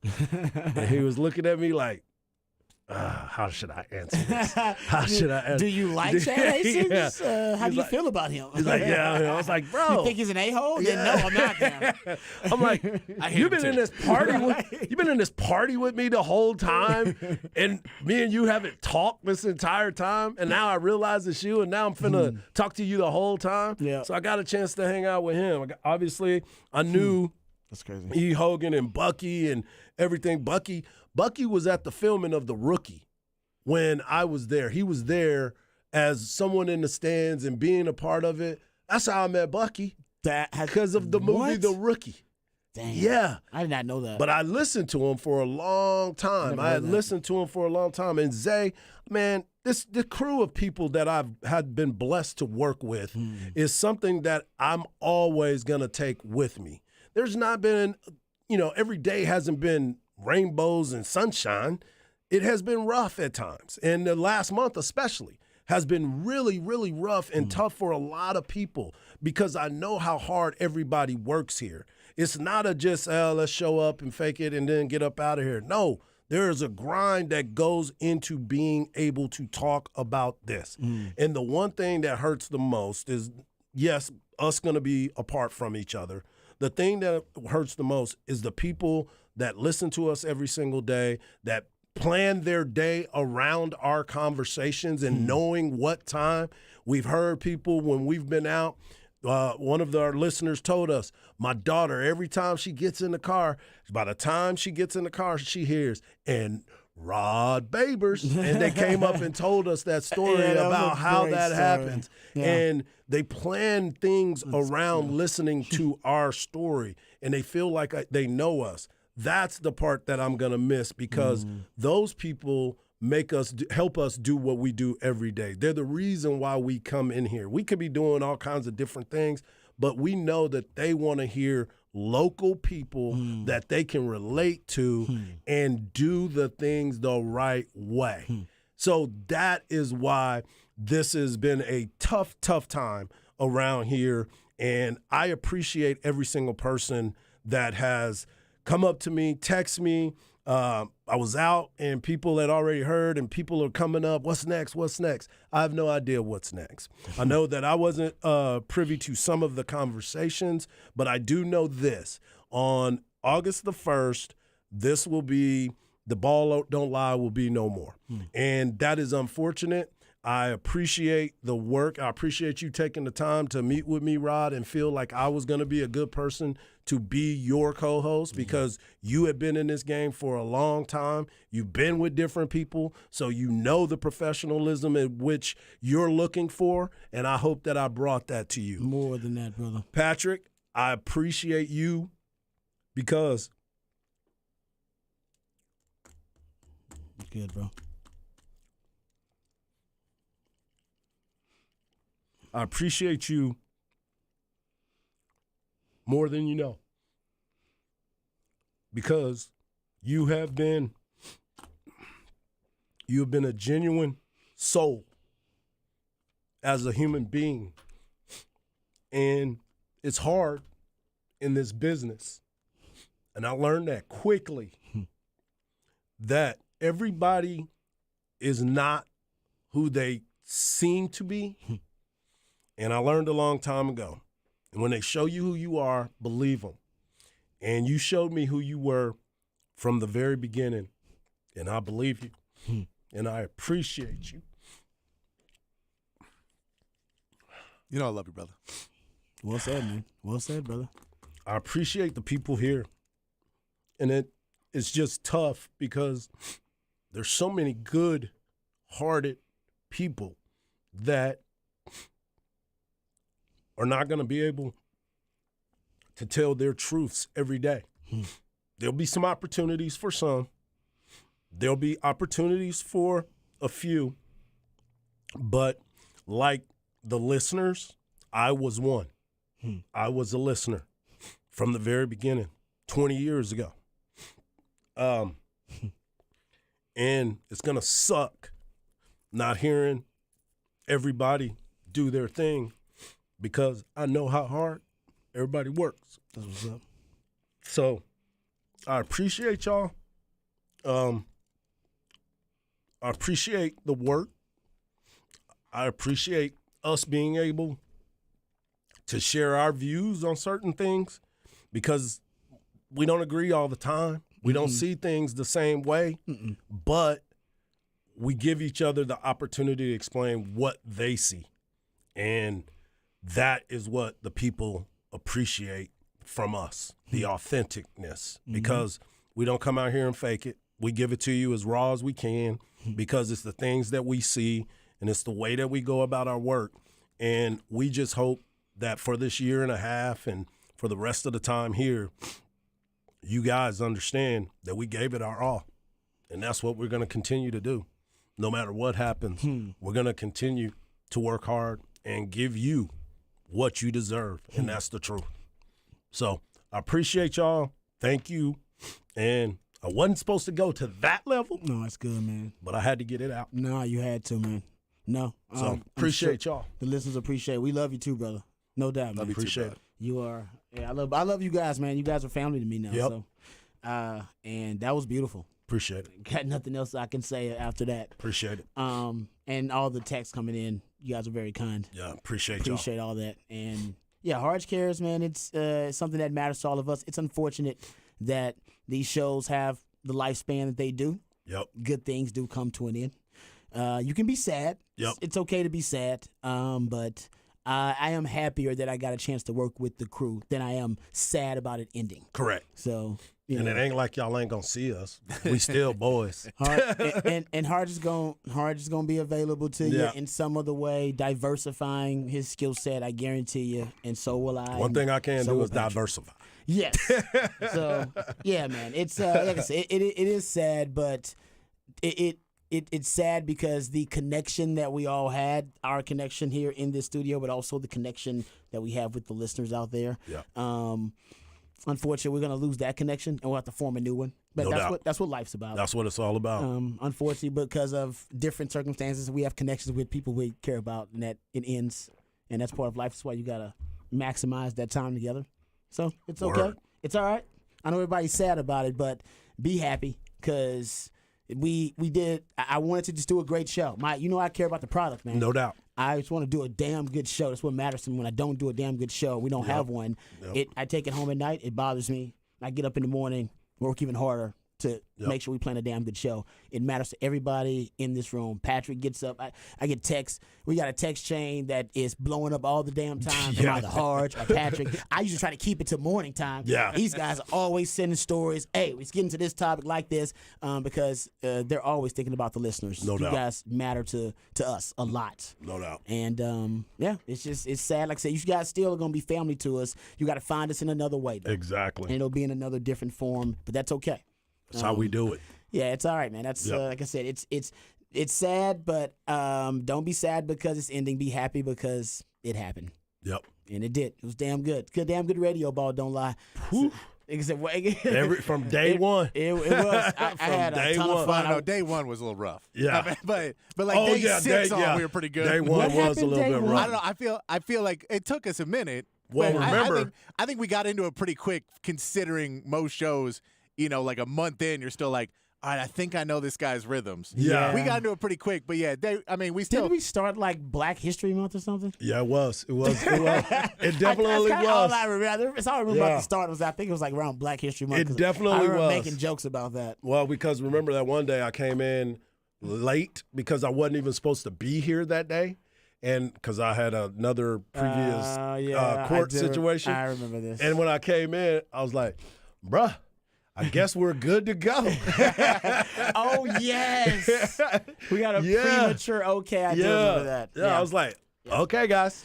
I was told I can go, so let's go. It goes by quickly. Yeah, it But Harge, you are, like I said, man, you're one of the most genuine human beings I've ever gotten a chance to work with. You care about relationships. I jokingly just said, out of just observing, Harge knows every damn body, and now I know why.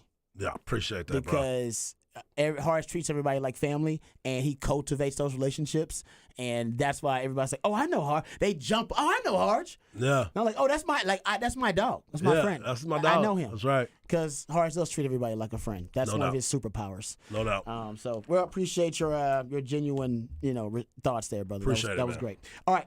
Thanks for all your comments on the Specs text line. Keep them coming. 512-337-3776. I guess we're counting down now. Really, I don't know, man. Are we going? I don't even know how we What going are we to gonna count do it for like down. the last episode? Now we got to do something that kind of builds to a crescendo. We got to do something. What were we doing in the last episode? We're gonna do it like The Sopranos. Just go black. Out of there, dog. Just go silent. Just go silent. Sopranos, dog. I don't know. I got to come up with something we got to do because now there's a build up for the last episode in last week. It's more like Green Mile. I know. It's the last It's more like the Are we Green Mile. walking the Green Mile right We're now? all of walking the us? Green Mile. Oh man! Oh, who's John Coffey? He's so good. John He's a Coffey. nice person. He didn't even do it. He didn't even do it. Oh, that's pretty good. All right, we'll figure out something though. All right, that's good stuff there. We come back. We got a little off the record on the other side right here on Ball Don't Lie. 104.9 Horn.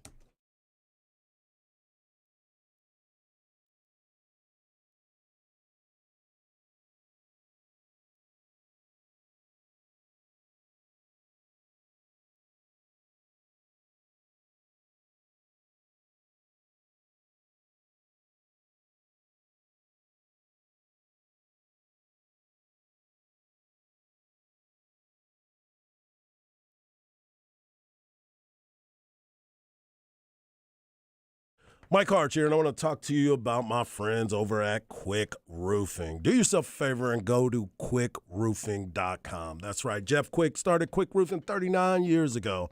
And the reason why Jeff Quick can stay in business that long is because he knows how to take care of customers and he has a great reputation of customer service. Here are some of the reasons why I believe you should call them right now. I know it's hot. Make sure you got some water for them dudes that are checking out your roof, but you get a free, no obligation inspection. Your Quick Roofing requires a project manager on every job site, ensuring that you, the customer, get everything that you were promised. Quick Roofing is fully insured and have all state and local licenses. Quick Roofing doesn't even require any money up front until 100% completion and, of course, 100% satisfaction. And with all that, you get a 7-year workmanship warranty. So what are you waiting for? Reach out today and get that free inspection. Go to quickroofing.com today. That is quickroofing.com.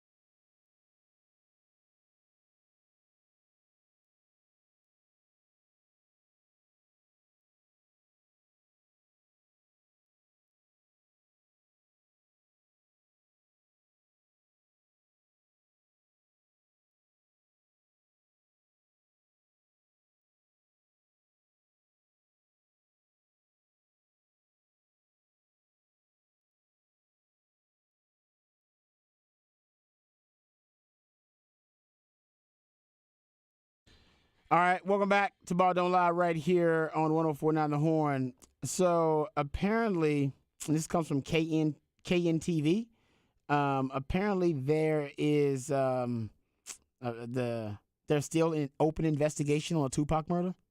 Yep. Well, it should be because it's unsolved.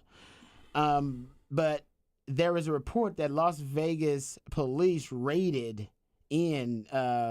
Basically, a raid took place in Vegas in connection with the unsolved Tupac murder. And they said basically it's in connection to the wife of a guy who says he was in the car with a man who shot and killed the late rapper. Damn, that's a lot of degrees of separation. There's a lot. Right?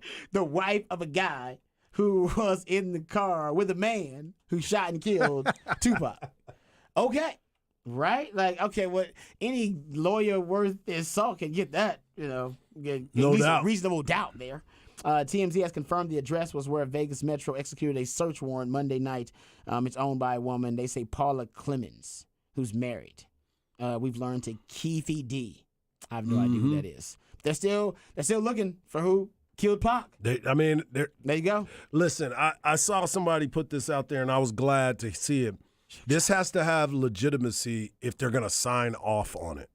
If the judge would sign off on that happening. Because for the most part, everybody's like, come on, man. You got a probable cause. You got to have, come on. Really? We waited all this time and you going to come out here and tell us that? But the judge firmly believes for them to sign off on this that they need to go ahead and have that signed off so they can go and do it. But here's the other part of it. Maybe the judge is part of the conspiracy. Maybe they're keeping it going. Like they know something that happened. Which Tupac conspiracy? There's like a bunch of them. The one in Vegas. That's why they're doing it in Vegas. In connection to who? To somebody else. There's the Suge conspiracy theory. Yeah. There's the Puff Daddy conspiracy theory with Big and that crew. I'm more part of the Puffy than I am Suge now. After watching some of the things Puffy's been going there's through. the gang conspiracy theory that Suge Knight was a blood and it was just Crips. There's like 4 or 5 different conspiracy theories as to why Pac got shot. Think we can figure that one out quick. Well, and I will say there's two things. Not. One, Suge Knight is in jail now, so you may get some informant thing from Suge if he had anything to do with it. Or if you watch any true crime stuff, you basically found out that the forensic stuff is getting crazy good now. And they're just be like, well, they solved this 40-year-old murder. And you're like, how'd they do it? And they're like, oh, well, we just have this machine now, and we just put it in this machine, and it told us exactly who did it. Yeah, just kept and they also have that the genetic, the tracing it through your genetics, so that there's those like Ancestry.com now. They can get your nephew or for a cousin, third cousin. So it could be something like that where they had a piece of DNA or some evidence, and they never let anybody know, and then they were like, oh, well, now we have an idea of who it is. Because we know who at least the shooter was. We know somebody had DNA tied to a bullet we found or something like that. No, you're right. It could be that. Yeah, I was just surprised. I thought it was a cold case. They call it a cold case. The case they were done with. Still looking for Tupac's murderer. Still, hey. There you go. Well, they need to go ahead and find OJ and see if they can go find Nicole's too. Nicole Brown Simpson and Ronald Goldman. Yeah. Yeah. They need to do that too. Is that still an open case technically? I mean, I they guess still ain't found the killers. Well, I mean, well, man, come. Just because you were found not guilty don't make you innocent, OJ. True. All right. But he said he was gonna go look for him too. Remember that they had DNA evidence. And remember, Johnny Cochran was so damn good. It was the beginning of the DNA evidence era. Yeah. So people didn't understand. They thought it was like witchcraft. And turns out it's probably the most solid form of evidence we have. And people didn't know about it. And he basically was able to explain it away. He's like, look at this guy over here named Furman. Oh, what a racist. You guys, he planted this DNA. You don't know what DNA it is. It doesn't matter. But he did it. He did it. That's right. It turns out, we don't know if he planted the DNA, but he was racist. Or at least there's some tendencies. Allegedly. He had some tendencies. Allegedly. He moved to like Coeur d'Alene, Idaho after that, Let's put it this actually. way. He's 2023 racist for sure. Because if he was like 1995 racist, you're definitely 2023 racist. That means I don't. That's right. You're right. That's right. I don't use the N word with the hard ER. All right, that was back then. Yeah, Like, I was like, oh, I just said it to some friends. They're like, well, they're friends. Yep. That is so true. All right, we come back. We'll get into some NFL. Oh, sorry, go college football. Let's go college football. We got Pro Football Focus preseason All Big 12 team. Texas Tech's AD taking a shot at Texas, and Georgia players very complimentary of a new Longhorn they got via the transfer portal. We'll talk about all that and more right here on Ball Don't Lie. 104.9 The Horn.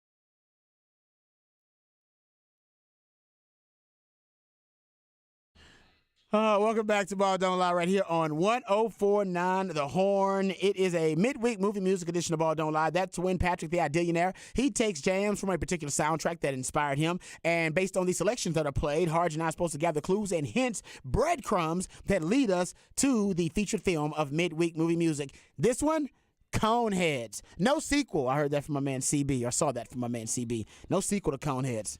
Yeah, I couldn't remember it. It feels like it happened, but I couldn't remember Yeah, it. it's one of the things that feels like it would add a sequel, but you're right, it didn't have one. Yeah. No. And I'm sure it did pretty well, actually, because it was kind of a weird, quirky What an concept. interesting case. I think Sinbad's in it. Yes, I think you're right about I think this. Sinbad's David Yup. Spade, I remember the movie. Michael McKean. Yeah, because it's a pretty simple plot. I mean, they come down, they got to get acclimated to Earth. And then they got called up or something back to the and planet. then they were supposed to be scouting the planet Yeah, and so they you come know. over. And then there's also David Spade and Michael McKean are trying to find them because they think they're illegal aliens that are not paying not paying taxes, and then they realize that they're actual aliens. Who are paying taxes, though. Yes. Because they actually, Yeah. they've settled in. But that was like the line was always France. We come from France. Oh, yes, that's great. France. And they made a We little come from weird France. noise all the time, right? When it's yeah, like they this made weird- and they ate a mass the consumption of mass quantities. Yes. No, I remember it. I do remember it. All right, Coneheads, that's the featured film for midweek movie music. Okay, let's get to some of the articles that I want to get to. Pro Football Focus had a really, I don't know if it's a good one. They had an article out which actually upset Longhorn fans. And Longhorn fans, I think Pro Football Focus does this on purpose. Oh. We know this from the Deshaun Jameson, Bijan Robinson mix-up, which happened how many times? 20. Right? Yeah, I mean, Every picture of Bijan was Deshaun Jameson. It's like Nobody ever got Deshaun Jameson's pictures mixed up with Bijan no. Robinson. And they look nothing alike in uniform at all. all. It's like, who is doing your graphics? And they messed it up. Like, hey, I'm with you. It had to be at least 5 times. No joke. Yeah, no joke. Easy. It's probably more than that. CB probably kept up with it. And it got to the point where Longhorn fans thought, oh, this is a bit. They Yeah. now have committed to the bit. Like BK, so I'm committed to the bit. Commit to the bit. All right? Well, they committed to it, and they started just putting Deshaun Jameson there all the time. They have whole articles just about Bijan with Deshaun Jameson in there returning a punt. Exactly. It's like, what are y'all doing? It ain't even in the right area of need. It's like, what are y'all doing? What are we doing? But yeah, so you could get some of that. But Pro Football Focus, maybe they're trolling Longhorn fans again. That could be possible. But they have their Pro Football Focus all their preseason All Big 12 team, and I cannot believe this, guys. And this is the first topic of conversation in relation to this article. They don't have Kelvin Banks on the first team offensive line. Which makes you not even want to believe. It goes back to my point of what I've been saying for a long time. I can't trust Pro Football Focus on everything. There are so many things that you sit there and you're like, oh, that's pretty dope. Yeah, that looks right. Okay. That's a head But then scratcher. today, him of all people That's a head scratcher. that went against first round picks and gave up no sacks, Not on the first. He's not on the first team, He's on the second team. that's not good enough for me. The first team offensive line for Pro Football Focus: Kingsley Suamataya, of BYU, Wyatt Milam of West Virginia, Cooper Beebe of Kansas State, he's a good player, Doug Nestor of West Virginia, and Zach Frazier of West Virginia. They got 3 West Virginia offensive linemen on here. That's why I'm 3 of sitting them. there tripping. That's why I'm looking at Now, it right now, and I'm looking at what the Big 12 had for theirs. 1, 2. Kelvin Banks is They had on there. Cooper Beebe, I Cooper bet. Beebe, Yeah. and Kingsley. Okay. Kingsley was on there. Suamataya. Yep. Okay, so they didn't have any West Virginia offensive linemen on their team? Zach Frazier. Zach Frazier. Okay. so Zach they had one of Frazier them. was it. So they're telling us West Virginia going to have the best offensive line in the Big 12. That's so what Pro they Football Focus is saying. You know, the one that's going to have their coach fired by halfway through the season. That's how good that offensive That line same is. one. Yeah. Now, maybe they didn't want to give Texas too much love because, yes, Texas is represented, very well represented on this first team, gentlemen. Quinn Ewers makes the quarterback. Yep. First team.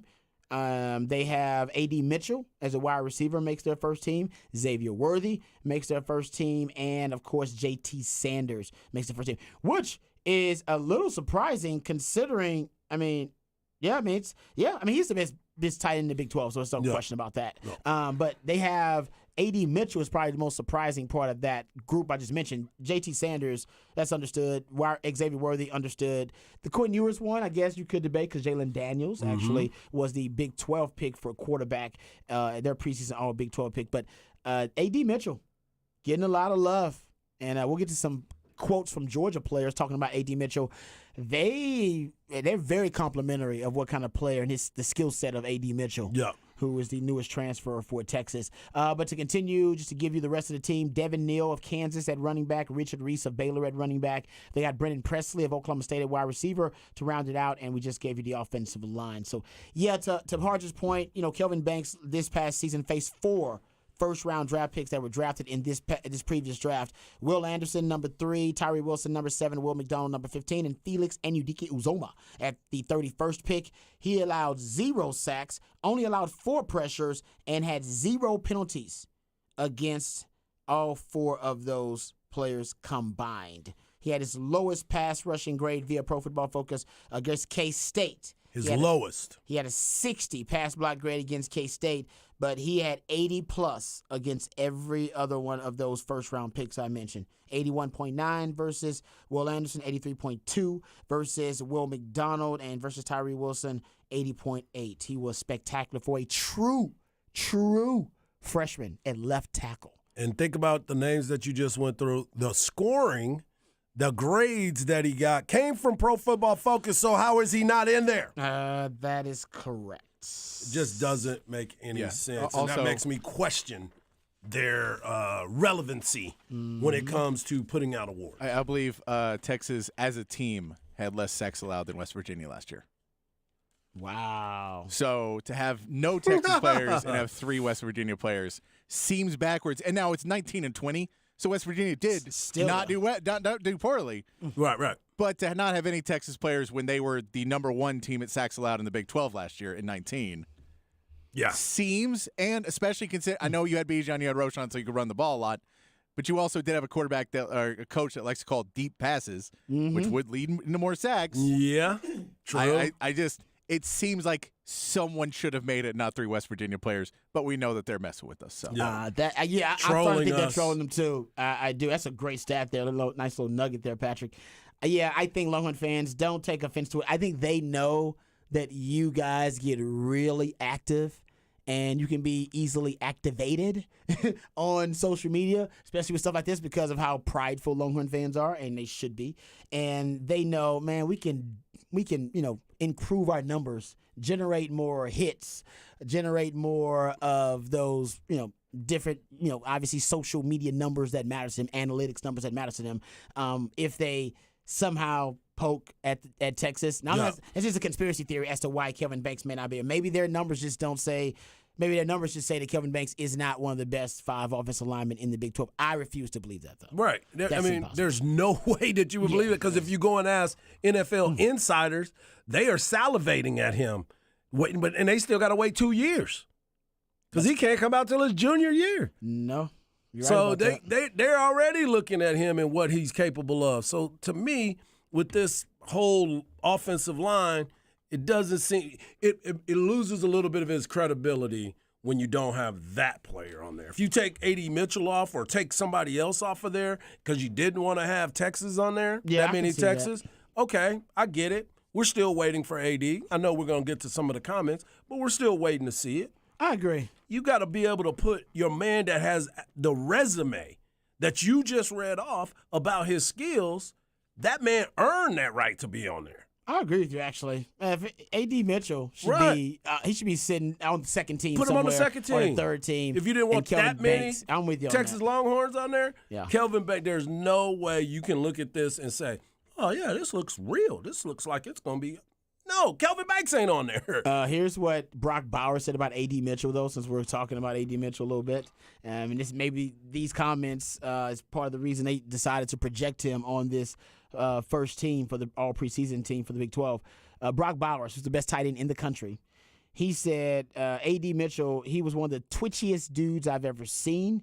He could take one step, then be heading the opposite direction at full speed. He's just an impressive player. Ooh. I'm just hoping for the best for him at Texas. Woo. The cornerback who also matched up against him at Georgia a lot, and he's also mentioned Kamari Lassiter, I think is his name. He was asked about A.D. Mitchell, and he said, I had the luxury of guarding him day in and day out. We went to battle. We battled for 2 years. He's a really good player, really shifty, really dynamic, really good catch radius overall, just a really good player. I mean, yeah, the expectations are pretty high, and you can tell everybody's mentioning how shifty and twitchy he is. As a DB, I can tell you those are the guys that gave me headaches. I hated the guys that were just as quick as they were fast. I'd much rather a 6'4", I remember you saying big body wide receiver who even has got a little bit of speed rather than a guy who was really quick and twitchy and just as twitchy or quick as he is fast. Because those guys get in and out of breaks. Their deceleration, acceleration is unbelievable. Yeah. So they get in and out of their breaks really quickly. And, hell, Rob B used to do the same too, but sometimes it's tough to guard those guys on those stop routes or some of the different inside cuts. So if he's that kind of player, he's going to be giving DBs fits. Guarantee. And I hear he's already doing that in practice anyway. Yeah. I've heard the same thing. That he's been doing. That he's a practice. problem. Yep. He's going to be a problem. That's why it was so funny to me when he played in the spring game and he was wearing that green jersey, but he was still out there making plays like it was nothing. That snag across the middle. I watched the spring game again the other day. He ran an out, slipped, fell down, and still caught the ball while he was laying on the ground.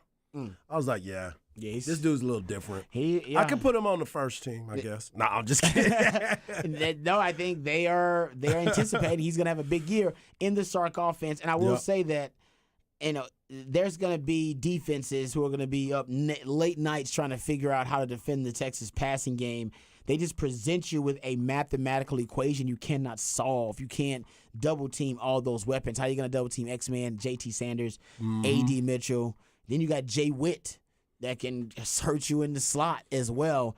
And we even talked about Isaiah Nayor and Jonathan Cook. So many players are going to be in one-on-one situations, or your running game will be able to assert itself against a light box because they'll have two deep safeties all the time trying to defend your really lethal passing game. So that's why expectations are really high for the Texas offense, as well they should be. I mean, you got you got 4 players on just the skill positions on this preseason All Big 12 team from Pro Football Focus, and they bring back all the offensive linemen from last season, all of them. Yep, that's the thing that drives you even more crazy when you look at it. That's a good point.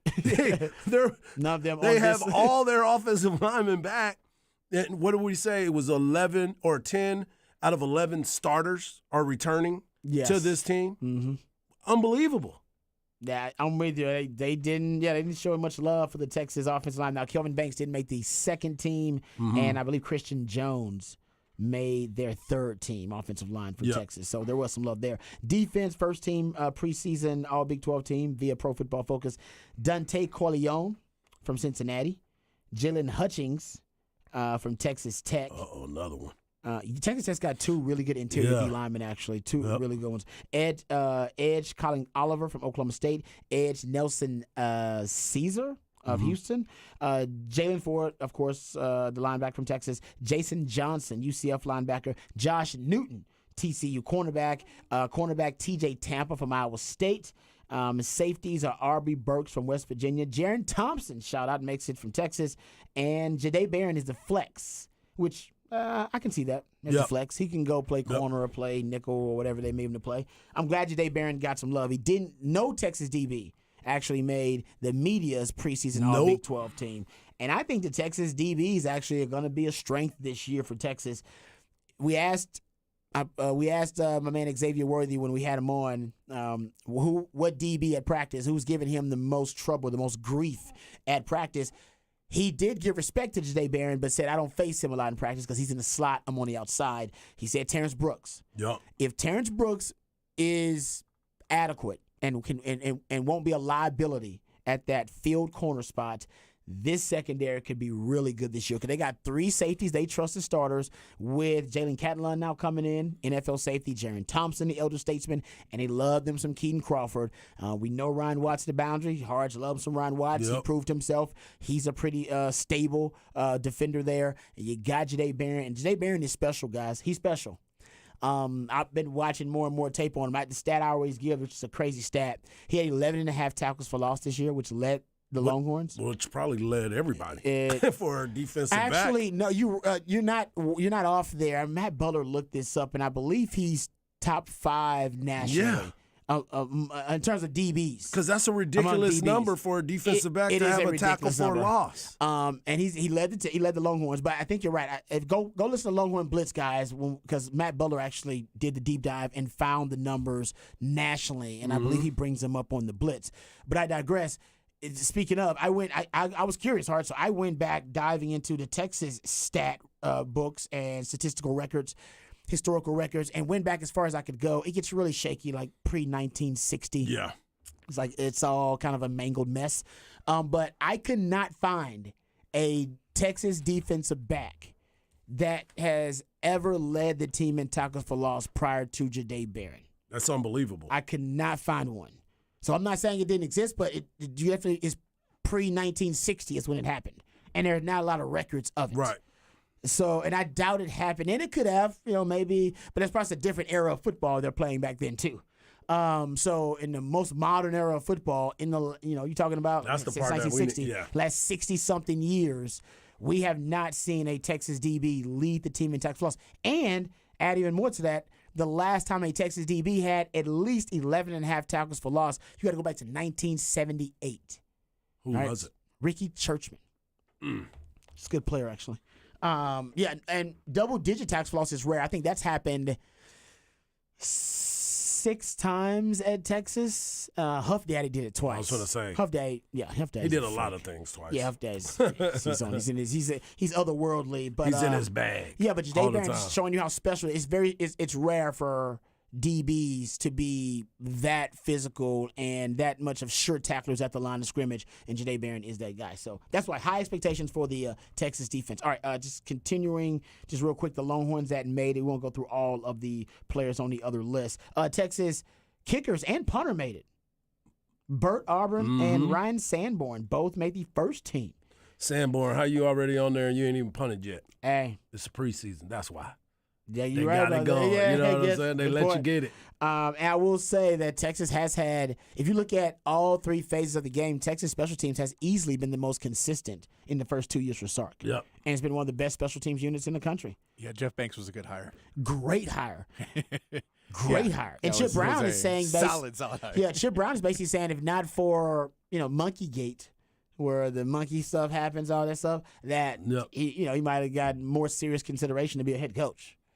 If that didn't happen. God bless that monkey. Yeah, pretty much. But he'll get another shot because he's a damn good coach. I'm a big and great recruiter. Well, look at his wife. No, ding, ding. No. What did Mac say? What did Mac say I'm not for a saying long it to time be ago? insensitive, but Mac Brown used to always tell us, he was like, I don't have coaches on my staff with ugly wives because that means they can't recruit. Yep. And he didn't actually joke about it. He was laugh a little bit, but I think he was serious. But he's like, no, you ain't got no game. And to recruit, you need game. And if I look at your wife, you can be ugly, it's fine. There's lots of ugly dudes out here walking around with pretty wives. That's the game. Ding, ding. Exactly, right? Yeah. Hey, you can talk about me being ugly all you want. My wife is good looking. Hey, so it's all good. I'm good. That means you can recruit. Yep. So Jeff Banks can recruit. Oh, yeah, he can. Yeah, he can recruit. He's a good recruiter. Yeah, he can. So Texas second team players from Texas on the Pro Football Focus All Big 12 preseason All Big 12 team. Jordan Whittington makes it for Texas. Kelvin Banks makes the second team. We talked about that already. Byron Murphy and Tavondre Sweat, both interior D linemen, make the second team. And that's all for the second team. Man, Byron Murphy and Tavondre Sweat. And Ryan Watts. Oh, did I miss Ryan Watts? Yeah, Ryan Watts is Ryan on there Watts too. as well. Yeah. And former Texas Longhorn Jared Wiley is also on the second team for TCU. Jared Wiley. You know what? He went to a program that wanted to utilize tight ends better because for some reason Texas stockpiled tight ends but wouldn't use them enough. Right. Now they have JT Sanders, so yeah, you have a a transcendent player at the tight end position. But I digress. Getting back to the third team here, Jonathan Brooks makes it. So they got faith that Jonathan Brooks will have a good year. Will he be makes the the one. third team. We hope so. Yeah. Christian Jones makes their third team as well. And for Texas, Jalen Catalon Yep. makes it as the flex. And Xavier Worthy as As a a- return specialist. Yes, he's as a return specialist there. So there you go. I think they did. If The only anybody thing I'm was mad left about- off, The only that's the only thing I would Yes. say. No. Anybody else should have made any of the teams that they left off that you No. think should have made it? No, I'm good with my man Ryan Watts being on there, being on the second team. He was somebody that I've always been a big fan of. Thought he was going to play well. He did, so I was really excited about that. I'm glad about Byron Murphy. I thought Byron Murphy, he might have been somebody that could have been on the He was first on team. the first team for Big 12. Big 12, yeah. So that might have been something, but again, they probably went to the fact, oh my gosh, we're gonna have 4 Texas players on the first team on football on the offense and defense. Yeah, Let me it's- try to figure it out. It's supposed to be that year for Texas. Thank you. It's supposed to be that type of year. So put them all on there. And Jay Witt, listen, guys like Jay Witt, because certain Getting guys, penalized. certain guys aren't gonna be a surprise. They're not gonna creep up on defensive coordinators this year. Everybody knows about Xavier Worthy, knows he's one of the best receivers in the country. Everybody knows JT Sanders, one of the best tight ends in the country. When you have to pick your poison as a defensive coordinator, and you have to decide what to take away, because you can't take away everything, all right, all at once. I feel like that movie title. Right? Is it Everything, Everywhere, All at Once? That does. Basically, if you are a defensive coordinator, you can't take away everything, everywhere, all at once. Right. You can't do it. You got to pick and choose down to down what I'm going to take away and what I am going to kind of roll the dice on and hope my guy can win their battle against them one-on-one. And most defensive coordinators will choose to double X-Man and double JT Sanders. I'm not going to let those guys beat me because they're proving commodities, which means guys like Jay Witt and A.D. Mitchell and, hell, Isaiah Nayor, guys like that, when they get their chance out there, they're going to be going up against one-on-one coverage probably 90% of the time. Yeah, there's no 95% of the time. You're not going to you got a chance to double. You can only double 2 guys out there mathematically. You ain't going to choose nothing against Jay Witt. You ain't going to choose Jay Witt. You're not choosing Isaiah Nayor. You're not choosing A.D. Mitchell. You're going to choose Xavier Worthy because Sark's obsessed with him. And you're going to choose JT Sanders because he's one of the best tight ends in the country. And Xavier Worthy's one of the best wide receivers in the country. Those guys are going to see a ton of one-on-one coverage. So a guy like Jay Witt, big season for him to eat. I got a little stat for you about Jay Witt. And this is why that excites me, right? we need to see. I know, because I know you're a big Jay Witt guy. You picked Jay Witt to be your player of the game a lot last season, and it should have been. Should have been. It should have been because he's seen a lot of one-on-one coverage. And he didn't have a broken hand. It didn't. If you're Jay Witt, your feelings have to be hurt when they kept throwing the ball to Xavier Worthy. You're like, Coach, he only got one hand. The defense don't know it, but I know he only got one hand. Right. I got 2 good hands. I'm healthy for the first time in my college career. Throw me the ball. Yeah. How about this little nugget for Jay Witt? Average on screen passes last year, yards after catch per reception leaders on screen passes, 13 yards. He was lethal on those screen That's passes. what I'm saying. You didn't throw him enough. Thank you. You should throw him. Another one of those missed opportunities. Yeah, like I said, Sark sometimes is too much of a moderate. Be an extremist. Be an extreme. You got something like that that's working, especially when he's going to get one-on-one coverage a lot. All he's got to do is break a tackle, and he's a running back once the ball's in his hands. Got to break one tackle. That's it. He's definitely that good. That Yeah. guy. I will say this. I do expect West Virginia to save a lot of money on the quarterback's clothes washing unit because apparently that dude ain't getting touched this year. Right. That's what I've seen. According to PFF, they ain't going to have to wash that jersey all season. They got Staying clean. They got a new quarterback, right? They got one every. Isn't it a new guy? They got another one, don't they? Yes. I forget his name. I forget his name too. yeah, there's I'll a go reason. see West some- Virginia, who cares? Yeah, that's what I was just about to say. If you're He's Neil that Brown, guy. you care, but No, I I don't know know. if Oh, you're Neil Okay. Brown really He cares. does. Okay, we come back. We'll get into some other. We got this tech story out there. We got to get into the tech AD talking a little trash. Also, It came up in SEC Media Days. Horns down. I know. Why? It came up again. Somebody asked about it. They wanted to know how the SEC feel about horns down. We can address that too. We'll talk about that coming up on the other side. Throw in some other topics, Longhorn football related topics on the other side, right here on Ball Don't Lie, 104.9 The Horn.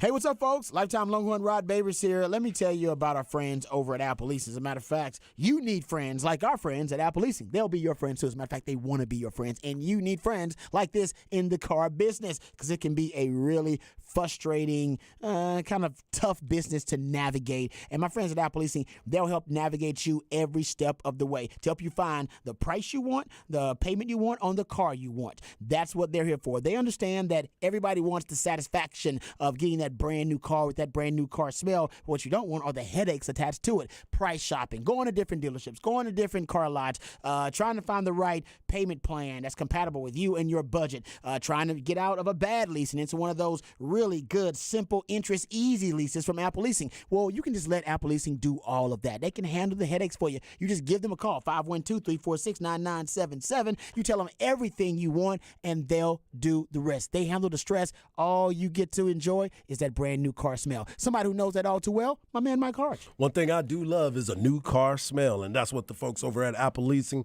were able to provide for me, my wife, and, of course, my son. So we are over there looking at 3 different cars, and they all made them work. That's why we continue to go back. Their sales staff is amazing. They become friends. Scott Cross's motto is he's leasing cars and making friends, and he's making a lot more friends, and that is what it's all about. He wants you to be his friend as well. Just go to appleleasing.com or give him a call, 512-346-9977, and become one of his friends too. You can get an easy payment. You got low rates. There's no termination penalties. It's locally owned and operated, and you need to take that advantage. Right now, you're probably driving in your car and you're like, man, my AC is really not working. One thing you do need is your AC to work. Go over and talk to my friends over at Apple Leasing. Even if you're already in a lease, they will help you work through it. Make sure you go over there, appleleasing.com. That is appleleasing.com.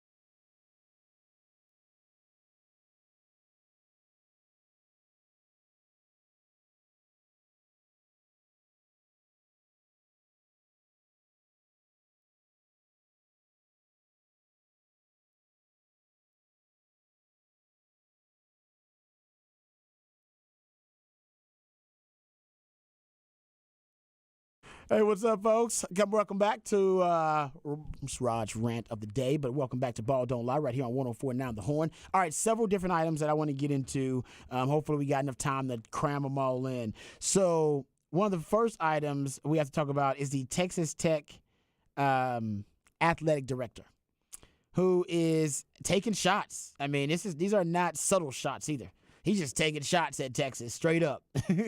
And I thought it was pretty funny. And so Kirby Hocutt is the athletic director at Texas Tech, and he claims, I don't know where he's getting this from, but he's been saying this for a while. I believe this is something he has stated before.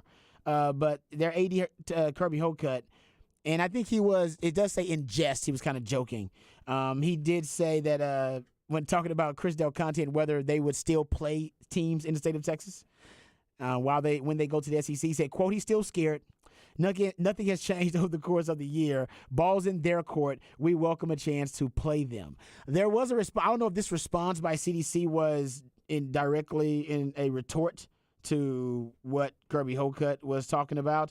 But basically, he did point out that he's willing to play anybody, anytime. CDC essentially said that he is not scared to play the teams from Texas, and did say that they're going to try their best, because they don't necessarily control all the scheduling right now, because the SEC may end up changing up their scheduling. We know that. The SEC could end up adding a game, and we know that. If that is the case, then maybe Texas will have less options. But he did say, we'll play them all, talking about the Texas schools. We'll play them all as long as they fit in our schedule and we have an opening. We will try and play every Texas school. So I wonder if they'll go like a Texas tour where, you just play one and then you play the other and just kind of make your way through, 7, 8 schools that you agree to play, or maybe more than that. And then you kind of rotate through the Texas schools. But are you doing or a home and away? The ones you like. But I was just about to say. The ones you like. Not everybody. Not everybody. We ain't giving everybody. I'm just talking about the ones you're not playing North Texas. Yeah, it's like the or you are just going to play North Texas. Or maybe. You might have to. But you're playing UTSA like that, UTSA. And I'm not taking a slight at North Texas. They're going to be all right. Yeah, UTSA is dangerous, though. You got to play them again, too. UTSA is definitely scary. That's a scary one. Yeah. Because Jeff Traylor's a hell of a coach. As long as they have Jeff Traylor there, they're scary. You should be nervous. And Frank Harris. Yeah. He still might come back to another one. Oh, my goodness. He's been there for 7 that years. mug got AARP over there. He's been there so long. But I like that he's going to – I think he's going to pick on a group of 5 or 6 schools in Texas and maybe try to have a little rotation of those schools. Not going to play the same ones all the time, but it does help to just, keep those relationships in the state of Texas. You are the marquee university in the state. Does A&M play a lot of schools in the state now that they've gone to the SEC? I don't keep up with A&M schedules. I'm not asking that in trying to mock them or poke fun at them. I don't know. Because I don't know if they do or not. They play a lot of schools in the state of Texas, like FBS programs. Yes, they do play those people. Well, FBSs. Well, I know. Well, FBS programs. Let me see. I know they play lower levels sometimes too. But I'm talking about do they play some of the upper echelon FBS programs in the state of Texas? I'm about to find out for you. Okay. Because I definitely want to look at that as well. Because CDC exactly. saying we're gonna do it, and CDC said we're gonna try to play as many of them as we can. So we'll try to play every Texas school. I don't know if every Texas school is what he meant, but it makes sense though if you're playing TCU or you're playing recruiting. But not only recruiting, but it's like, look, we get to play a non-conference school that's a drive that we're not having to go play a non-conference and it's a decent non-conference game, but we're not having to go play. We don't not every year have to do a Michigan or someone like that where you're like, we got to go a long way and it is a big deal and it's a big game and they're fun to have, but let's do those not every single year. Mm-hmm. Let's play, do that and then do a home and away with a Texas team. UTSA and then go Notre Dame and then home and away. It's probably more for the fans than anything. Like it's the fans who can't go to the USC game or the Michigan game. You can't go to that big one. It's like, hey, I can't go to that one, but I can go to they play TCU or Tech or Baylor. SMU, Baylor. I can get to that one. And maybe it is more for the fans than it's because for recruiting, that's why you're going to the SEC. That'll improve your profile recruiting wise. And you're the marquee university in the state of Texas. You should be able to recruit any place in the state of Texas. Well, so Texas A&M 2021, they played one school that was PV. Prairie View. Yeah. There you go. They played Sam Houston. Isn't that is that a sister school for them? I think it is. I think it is. Is it in your family? They played Sam Houston at the beginning of the year. So they're playing in 2022. So no upper level though. No. Upper echelon FBS program. And then this year they play Abilene Christian. Okay. So no upper echelon. No. Even At all. My man Sean Adams would. Right. He would love that opportunity. He would love that opportunity to get beat down. And take that payday. Then take that payday. And take that straight cash. That's home. right. Okay, there you go. So yeah, Kirby Hoke talking a little trash. I'm sure it wasn't in good fun, but I think he would like to keep playing Texas too, because they like that little rivalry that they're trying to build. Texas doesn't see it as a rival, but Texas Tech does. Oh, for sure. Texas Tech definitely. They think everybody's their rival. They do. Yeah, they got everybody's rival. I know KK. I see you out there, Keller. I know you over there trying to figure out what I'm talking about. All right, so this comes from Brett McMurphy. So John McDade, SEC's coordinator official, was asked about the horns down penalty, guys. And when Texas goes to the SEC, he said, quote, unsportsmanlike conduct needs to fit one of three categories. Is it taunting an opponent? Is it making a travesty of the game?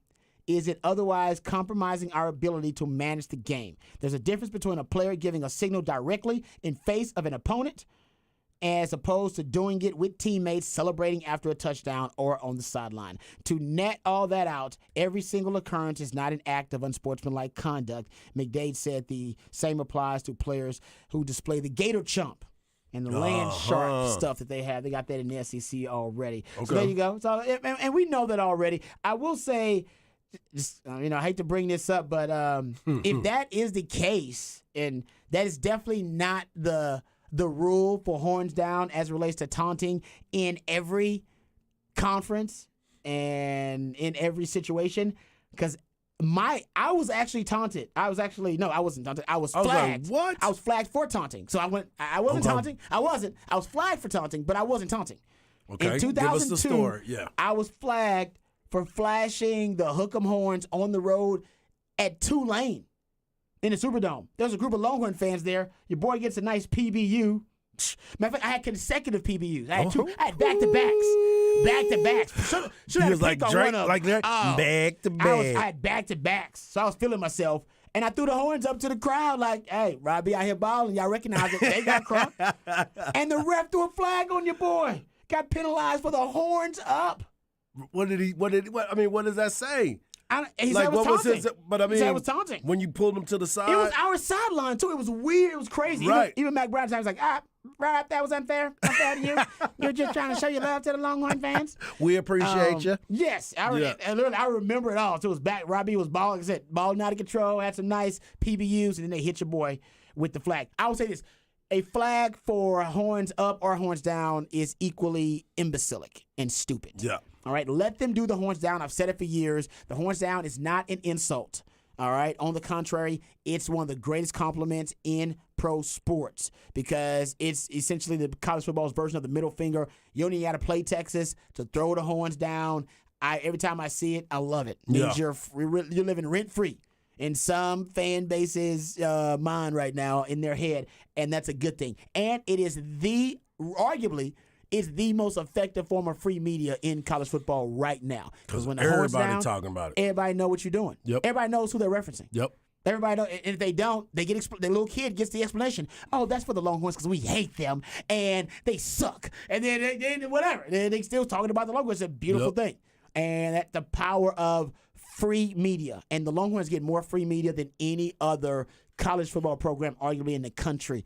Now, I remember I was a fan of Game of Thrones, and maybe you were, maybe you weren't. In the last season, they actually had a situation where one of the cast members left us a coffee cup, like a modern-day coffee cup, in one of the scenes, and for some reason, they didn't take it out. Yep. They just missed it. And it ended up making its way into the episode. It got so much discussion, so much free media, that the analysts in marketing said that Starbucks, because Starbucks is the biggest coffee brand in America, even though it wasn't a Starbucks cup, they got $2.3 billion in free marketing and free media just because everybody was talking about coffee and therefore talking about Starbucks. So when somebody starts talking about the horns down, they're going to start talking about the Longhorns because it's free media. Donald Trump won the election, arguably because of free media, because he dominated the media cycle and spent less than Hillary Clinton, but ended up winning because, hey, man, he stayed at the top of mind for everybody. for a long, long time. And Texas is doing that too with the horns down. So don't be bad. Don't be mad about it. And matter of fact, they should never penalize any team for doing horns down. If they're doing horns down, that means if we're bothered by it, that means we're losing. Yeah. If they're doing horns down and Texas is winning, then they're losers. Yeah, hey, that's one way of looking at it. Yeah, if they're doing horns down and we're winning, they're the losers. Yep. But if they're doing horns down and we're upset about it, we're the losers because we're losing. And we shouldn't be losing. Yep. There you go. I like it. That's it in a nutshell. Like All right, it. there you go. We come back. We'll get into some off the record on the other side right here on Ball Don't Lie, 104.9 The Horn.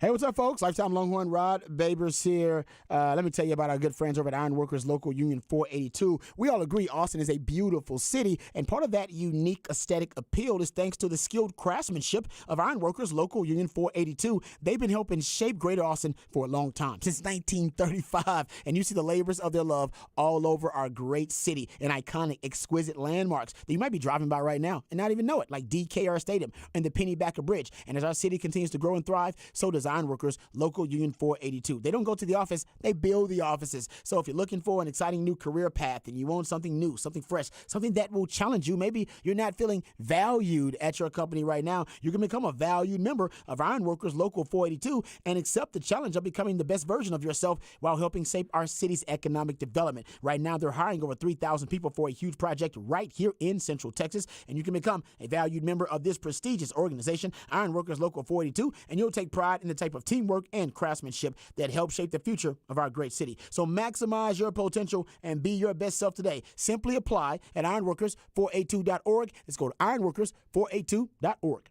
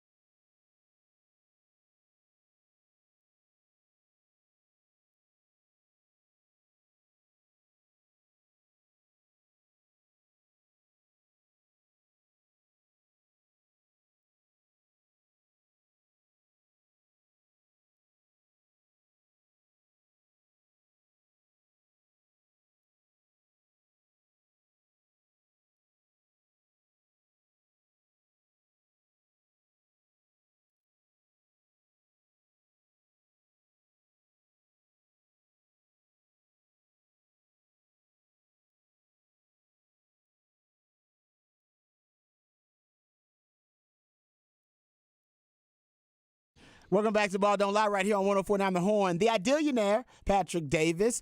This is a midweek movie music edition. This is when he plays songs from a particular soundtrack that might have inspired him for one reason or another. And based on the selections that are played, Harge and I are supposed to gather clues and hints that lead us to the featured film of midweek movie music. And today's film, Coneheads. Very fun-loving movie, Coneheads. Yeah. Dan Aykroyd. Who was the, you say Dave, was it David Spade? David Spade's in that. Jane one? Curtin. You said Sinbad was in it too. I do Isn't he? remember Yeah. Sinbad in a row. I can't remember exactly. Was he a neighbor? I think Was he he a was. nosy I think it neighbor? was when he Coworker? was working like a Co-worker, I think you're right. Yeah. Yeah, Jane Curtin also in it. People forget Sinbad was funny back in his day, man. Sinbad was genuinely funny. Yeah. I was genuinely a Sinbad fan back in the day. Sinbad was actually pretty damn for him. Some of his stand-up actually was pretty damn good too. All right, so thanks to my man Patrick. Musically themed days of the week, and we love them all. Okay. Let's get to a little off the record here. We don't have a ton of off the record. We don't have a ton of off the record time, so I'll just make this quick. So, guys, we know that Hard Knocks is going to be focused on the Jets, the Jets Jets this year. That's been confirmed from both sides, the Jets and HBO. Now, the Jets are claiming, and this is from Adam Schefter, that the Jets won't give access to Hard Knocks during the cuts, when they do the roster cuts. The Jets say that it's not humane that allowing cameras in the room when players are being cut. Come on, man. That's what they're claiming. I'm not. So they cut the cut scenes? They cut the cuts. Yeah. Yeah. They're not going to be given the same access, and they're not going to be given the access to the roster cut. I really thought that was going to be where the Jets put him. I really thought they were going to be like, "Hey, man, just follow these scrubs. No, we don't talk to any of our players. Talk to the guys that ain't making the team, and be over there because we didn't want you here anyway." But I guess they don't want to do that now. Yeah. Yeah, that's part of the emotional element of the show that makes it so intriguing. That pulls at your heartstrings a little bit. You get to know the players, and then you get to know he has a family, and he's just not an episode 5 now. Yeah, exactly. And now you're like, yeah, exactly. That just goes away. It's like, what the hell? Yep. So I'm with you. I think that's a bad move by the Jets. And yeah, the Jets, they're unwilling participants in this thing, so they're going to come kicking and dragging. It may not be, I said it would be the most watched Hard Knocks ever if they are going to, be micromanaging HBO every step of the way. It won't be that then. Yep. I can say right now it won't be that because they need access. And the roster cuts, like I said, that's part of the big emotional crescendo and build up. Is like, oh, is that guy gonna make the team? Oh, he's not gonna make the team. Can we just get Aaron Rodgers' daily routine? Microdosing? No, I'm just joking. Yeah, no, it's just him being like taking whatever he's taking, brushing his teeth with God knows what, charcoal or whatever it is. Yeah. I don't know, something weird. And then just like doing this weird seance thing, I bet. And I bet he has some things that he's just like, what are you looking at? And you're like, you're standing on your head. You're weird. No, I'm with you. I don't know if Aaron Rodgers will give him that access either. Because he would have to give him like, hey, y'all can come to my house, watch me wake up. He don't know, because he's going to be like, you can't, I don't want y'all to know where I live. Yeah, he's going to be one of those guys. I agree. So maybe this is not going to be as good as I thought because the Jets, they're not going to be open to the opportunity. Come on, Goodell. Go get him. I agree. Goodell stepping and go, guys, HBO gets this much access. Yeah. There are certain things that you have to you're allow. the them. Everybody Jets. else has gone through this. You've seen what it was about. Exactly. I know you think you want to win this year. You're the Jets. You're going to suck. We all know it. It doesn't work. We've read this story. It's like watching Titanic. We knew what was going to happen at the end, man. You're the Jets. At least let us have fun at the beginning of the season. Oh man, watching Titanic though. I guess you weren't sure if Rose and what's Jack, if both of them are gonna die, and you found out Jack dies. You went into the movie and you said, I don't know what this movie's about, but I bet the boat sinks in the end. And you bet a lot of people that die. is the Jets season most of the time. Yeah, well, Aaron Rodgers better hope he's Rose and he's got a door to float on, or what is it? He's Billy Zane. We all know he's Billy Zane. Yep. Yeah, he's way too selfish, so he definitely would have pushed Jack away. Aaron Rodgers would have like, this is my damn raft here. Get your own. All right, we come back. We'll get into some NFL news, notes, and nuggets. Saquon Barkley speaking out about his disdain for the current negotiations. Happy. He is not happy about the running back market right now. A lot of people claim it's broken. Dak Prescott was misquoted. Zach Martin may be holding out for some straight cash, homie. And I did some research, guys. I am not ready to say that running back is the most undervalued position in football anymore. I think I got another winner, y'all. We'll talk about that on the other side, right here on Ball Don't Lie, 104.9 The Horn.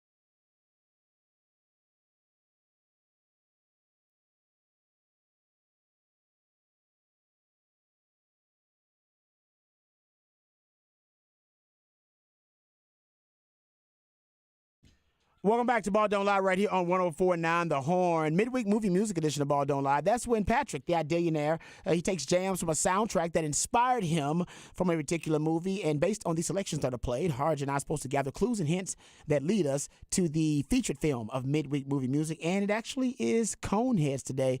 Coneheads soundtrack better than I thought. I'll admit that. And I think the movie does not reflect the soundtrack at all. No, and it's very 90s. Yeah. But True. it is that, like when I'm going through picking movies, you have to be like, all right, well, that'll be really good. And then you're like, I got 2 songs on it, man. Yeah. And you go somewhere else, and you're like, man, it's got like one song that anyone knows. Yeah. And a lot of them are like very of the time. That's a great point. Where it's like, none of these are hits. Yeah. Like they were songs in a band that was popular for 2 weeks when that movie came out. That's a great point, too, about the soundtracks. Yeah, because we don't purchase soundtracks like that anymore. Back in the day, people would purchase soundtracks. I would literally go and buy a Yeah. soundtrack because of the movie. Yeah, exactly. You don't do that anymore. I guess because of more iTunes and stuff like that. We just don't. We don't consume music the same way as we used to. The entertainment ecosystem is changing. That brings us full circle to ARN's news today. The entertainment ecosystem changing a little bit, and that's why things are changing around here. So we appreciate all the kind words on the Specs text line. No you guys doubt. very kind, and I hope you guys know how much you mean to us. Harj really did a great job articulating that in Harj Knock Life, and some of y'all got emotional. Because Harj got emotional. And My bad, but I came from the heart. It was from the heart. No, it was that was beautiful, brother. You really did a great job there. So if you want to go back and listen to that, you can go check it out once we get everything podcast. We did address it at the beginning of the show. We didn't want to take over the show, of course. So you can go back and listen to the first hour of the show, and we address it to open up things. But you guys obviously mean a lot to all of us. And the connection that we've been able to not only make with one another, but the connection we've created with you guys, that's really what we're going to miss the most. That's because you guys are tapping into the connection that we had, and hopefully, you felt that and you felt a part of it because you were a really important part of it. Very much. So, all the shows, as you know them today, won't exist after August 1st. That's basically what's happening. There will be some new form, some new combination of things. There will be the Horn. Correct. The Horn will exist. 104.9 will not be airing the Horn. So you'll have to go to 101.9, AM 1260, or get the Horn app for that kind of stuff. As usual. But Ball Don't Lie, we are in the last days of Ball Don't Lie. So no, that is sad, but it was a great show. One of my favorite shows I've ever worked on. I've worked on a ton of them. So really proud of what we were able to accomplish with this group. And like I said, sad about it, but I think I'm more happy about what we accomplished. No doubt. Than I am That's a great way sad of that it's putting it. over. Yeah. That's a great way of putting it. I mean, good things come to an end. It's life. I mean, good relationships come to an end. Good business relationships come to an end. Sometimes, hell, my career. My football career was good at one point. I mean, it came to an end. Hey, in the NFL. ding, ding. Yeah, I mean, you know what I'm saying? And these are things that you care a lot about and you're passionate about. Doesn't mean that they didn't mean a lot to you, but everything has run its course. And I think the show has run its course, unfortunately. So sad about that, but I hope that you guys appreciate how much you mean to us, because the show was all about trying to make sure you guys were entertained, informed, educated. That was our goal, and man, like I said, I think everybody gave their all to do it. Yep. I have no regrets that the show's over, because these guys worked their butts off. No doubt. Everybody worked their tails off to try to bring you the best product possible. And that's why I don't have regrets. I once heard somebody say about grief that grief is unexpressed love. So your grief will be better if you make sure you show the people in your life how much you love them and express it as much as possible.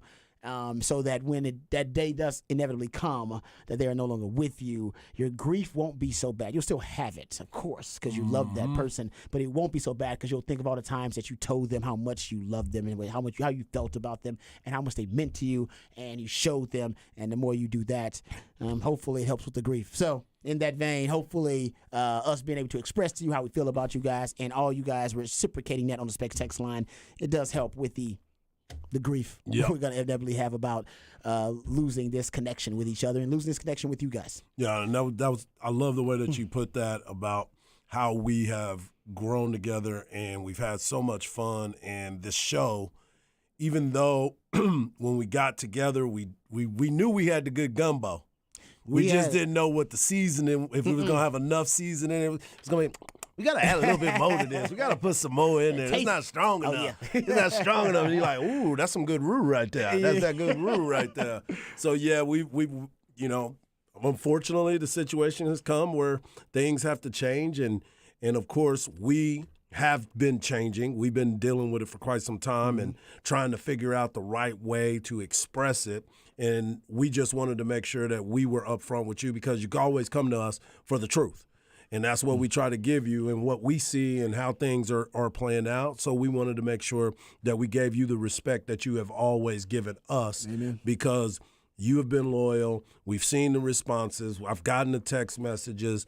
That's what it's all about. I got a person that hit me up and said that they saw me at a restaurant one time with my family and told his wife, hey, that's Harge. And she goes, yeah, I think I recognize that voice too because you got it on in the car all the time. No doubt, People always know who Rob B is because of his voice. And when they hear it, they automatically know. And that's the part that's rewarding because people just understand that we are just like them too. Yeah. We're not above them. We're not below them. We're right there with you. We walking step in step, and we feel the same way you feel about a lot of things. Amen. We just come out here to articulate it to you and become your expressive version. Yeah, that's why people want live local sports talk because you want somebody in your community that cares about your community, cares about the teams and sports in your community that can relate to you. No doubt. And that's what we try to bring you. So, Patrick, you got something you want to say to the folks out there about it? I mean, it's just been, I've learned a lot over the last year and a half. Yep. And so that's the takeaway I get from it is I'm a much better at what I do. I'm a better man. It's been a great time. But I mean, in all reality, what this has meant is I've been doing this in radio for 15 years. I started covering basketball 20 years ago, and it's one thing to just not be a guy that I didn't go to college. I worked for a band. I didn't play any sports, and I didn't play any professional sports. It's really hard to get an opportunity, get your foot in the door, and not a lot of people will believe in you. And in radio, it can be pretty cutthroat at times. So to work with two people that believed in me and pushed me to be better is something that I'll always cherish. I'll admit, when we first started doing the show, people were asking, like, hey, is it going to be a two-man show? How's it going to work out? It's a three-man show. Everybody who listens to that knows that. And I don't think we never discussed that and talked about it. That's the way it worked organically. Out. It happened organically because Patrick's just that damn good. You know, and I'll tell everybody on this text line too that when y'all started to text in and say that I had good takes and stuff, it's a great feeling to work at something for a long time and then start to get there. So I really do appreciate all the kind words y'all have said out there for me and these two guys. It's just it sucks, but it's moving on to the next thing now. And you know, we talked about it yesterday when Rod had to do the show from home. Look, it's just kind of the way you get wired in life. Is you're like, man, you know, things don't go my way a lot. So you just always have to be on to the next one. All three of us are wired that way. I think that's why we could work so well together is we could walk in and no matter what was happening, if a news story popped up, we could freestyle because we're all just wired to get to where we need to go. Agreed, brother. And so I think that's one of the things that we were all three of us could excel at.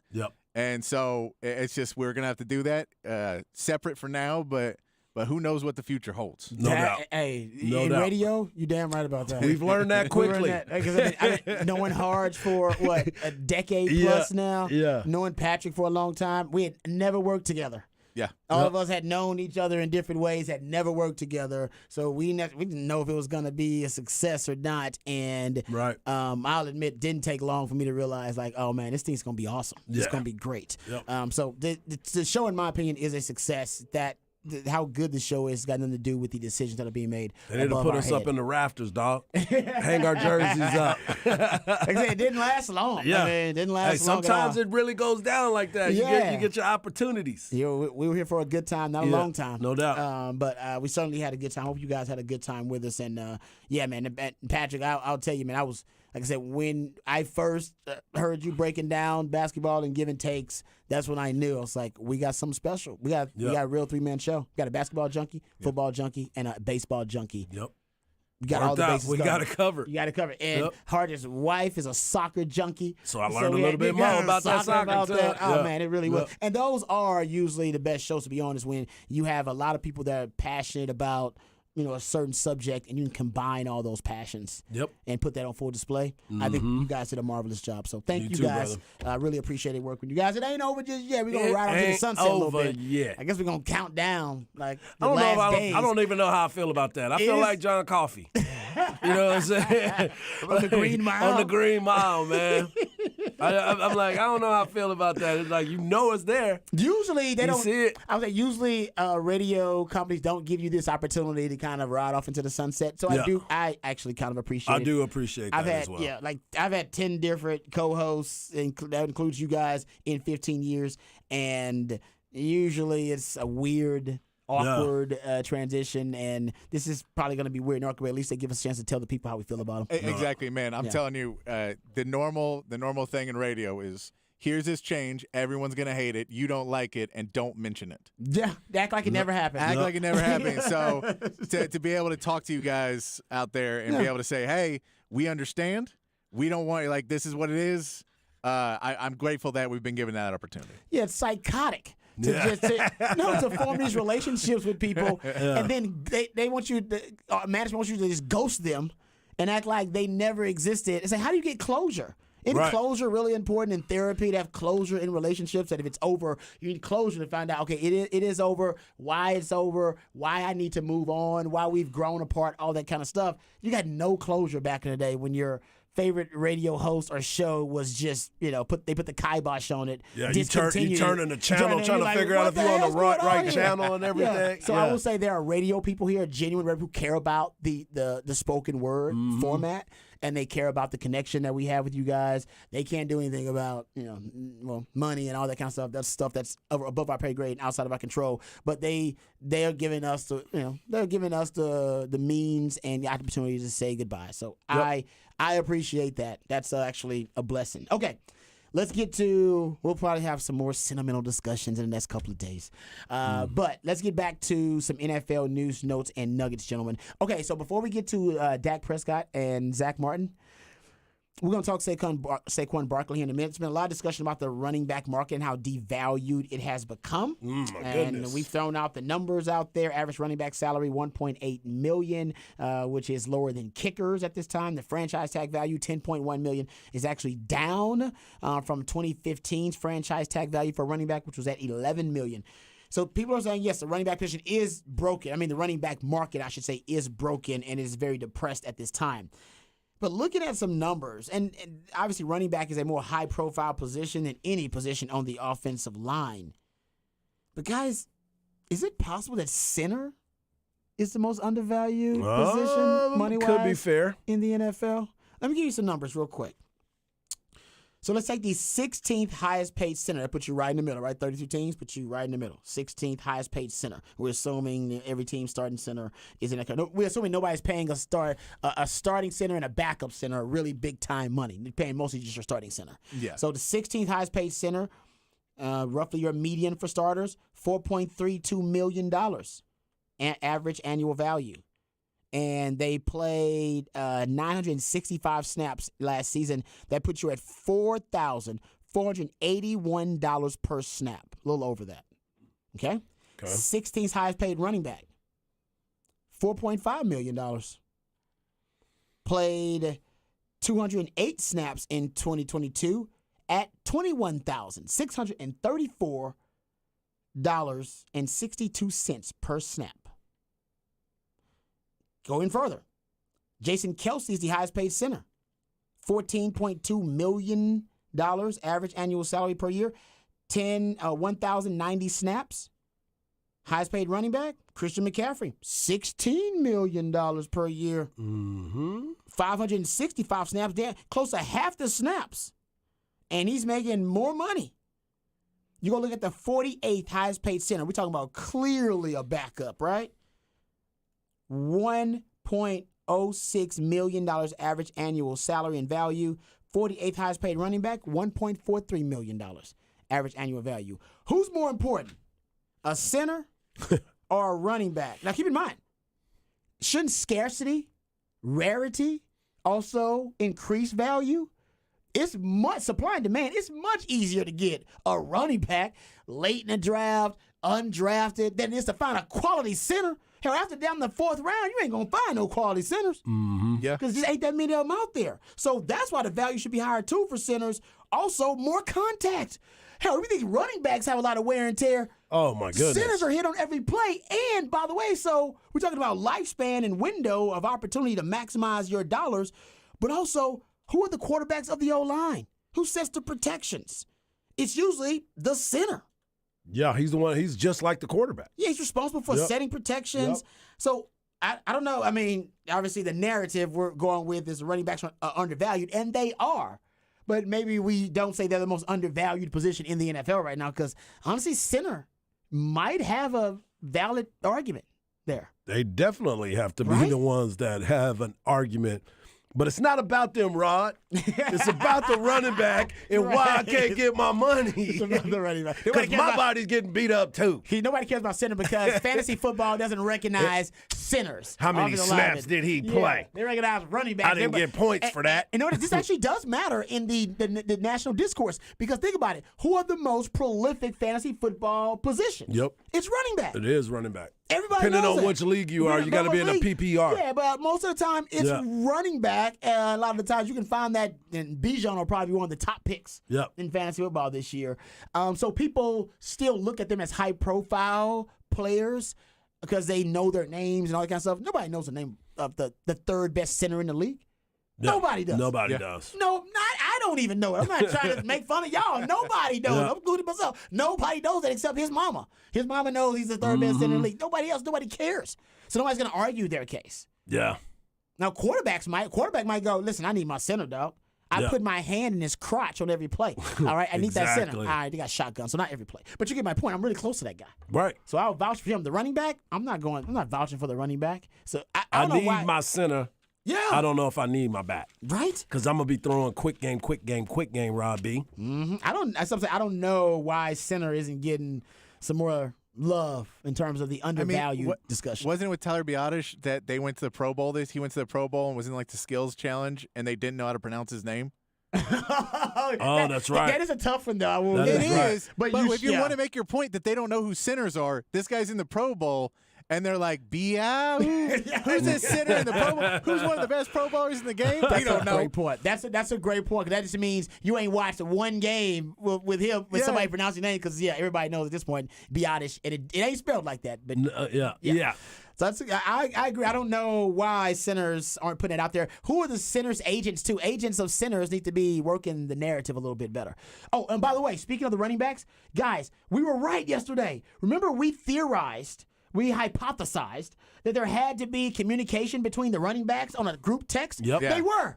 It was actually confirmed. Good. That they were on a group text. I got it from Bro Bible, but it says Mike Florio, Pro Football Talk, said that a group text chain has been formed, serving as a platform for these players to share their concerns, discuss potential strategies, and rally for improvements. He said the initiative comes from a franchise-tag players like Saquon Barkley, Josh Jacobs, Tony Pollard. So, these running backs, maybe they're close to Harge's idea, coming up, forming their own damn union. But at least they're in communication. They're talking. They're echoing the same talking points and narrative. Right? They deserve that. Yeah. They deserve that conversation. They deserve their friends and family being involved with this thing. Man, that is why it's important for them to stick together. I think another reason is because if they're going, they got to wait till 2030. Mm-hmm. I understand that. But if they're going to start making some hay, it has to be right now because of the future players that are coming down. That's what strikes are for. When players go on strike, it's not necessarily for the person right now. I learned that because I was in one in baseball. It's for those guys to be able to make the money that they're making now. That's real. So there is a process to this all, and if they don't do it, they're going to become an endangered species. They're going to become extinct, and that is why I think it's important for them to bond together right now. That's a good point, and we got some Saquon Barkley sound that we're going to play here in the second, too. But we talked about this yesterday, Patrick and I, and we kind of agreed a lot of this may end up falling on Bijan Robinson. It's unfortunate. Yep. I will throw there is another player in there. Jameer Gibbs is going to be part of this conversation he as well is. because That's he true. is a flex. He's a first-round pick. That's true. As well, so he's a little bit lower first-round pick, but he's going to be coming up for a contract the same time as Bijan. So both those guys as pass-catching running backs That's a good are point. going to be together kind of in that argument. And they need to pull a Zeke. Yeah. They need to go in early and try to, instead of going in year 4 trying to demand it when they have the team has access to a lot of other resources and they can franchise tag these players. Go in, hell, you're after year 2, go in there and start playing hardball. Like, hey man, I need it now. I need my. And by then, I think we all agree Bijan's probably going to be the best running back in the league. Yeah. He's going After to be year the best weapon in the league. Don't put him as an RB. Okay, Saquon Barkley is one of the best weapons running backs in the league. Here is him. Here's Saquon Barkley on a multicast talking about the hardball negotiations happening between him and the Giants. I could say F you to the Giants. I could say F you to my teammates and be like, you want me to show you my worth? You want to show you how valuable I am to the team? I won't show up. I won't play it down. And that's a play I can use. Anybody knows me, knows that's not something I want to do. But like it's something that crossed my mind. It's like I never thought I would ever do that. But like now I'm at a point where it's like, Jesus, like I might have to take it to this level. And like, am I willing? Am I prepared to take it to the level? I don't know. That's something I got to sit down and like I got to talk to my family. I got to sit down, talk to my team. Got to really, strategize about this. Can't just like go off of emotion. Yeah. So Le'Veon Bell was the last running back to sit out the franchise tag year. He signed a $13 million a year deal with the Jets. Jets. He averaged 3.2 yards per carry. Yeah, that was very anticlimactic move by Le'Veon Bell. But he also was a new age back. Remember, he was a guy that was multifaceted, could also be a pass catcher in the passing game, and didn't work out for him. We'll see if it works out for Saquon Barkley. Real quick, Dak Prescott was misquoted, apparently. Yep. The quote made the rounds, went viral, that he said, I won't be throwing 10-plus interceptions this year. Well, turns out Nick Eatman, and by the way, Harge actually did some deep diving on this and got other sources to confirm it was a misquote. It was a misquote. No conspiracy theory. And Nick Eatman had the actual quote. He said this was the actual Dak quote that people misheard and misrepresented him on. He said, quote, do I blame those receivers? No. Mike does an amazing job. They know where the hell to be, why to be, and when they're getting looked at. That's going to be a big jump, I think. We won't have those tipped, T-I-P-P-E-D, interceptions this year. So he was talking about the receivers and some of his interceptions.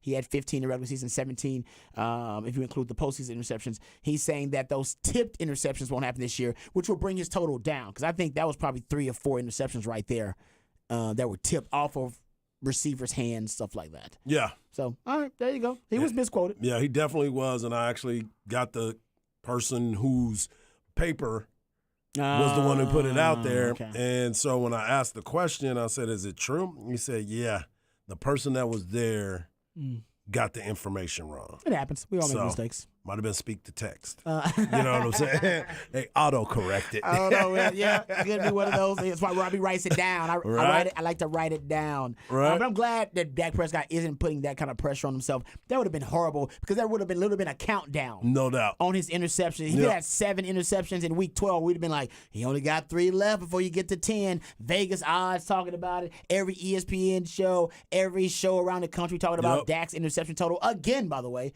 for the 2nd straight year. You don't need that kind of publicity. No, we don't need that smoke. Yeah, you don't. No. And by the way, Dak, he actually is pretty careful with the football.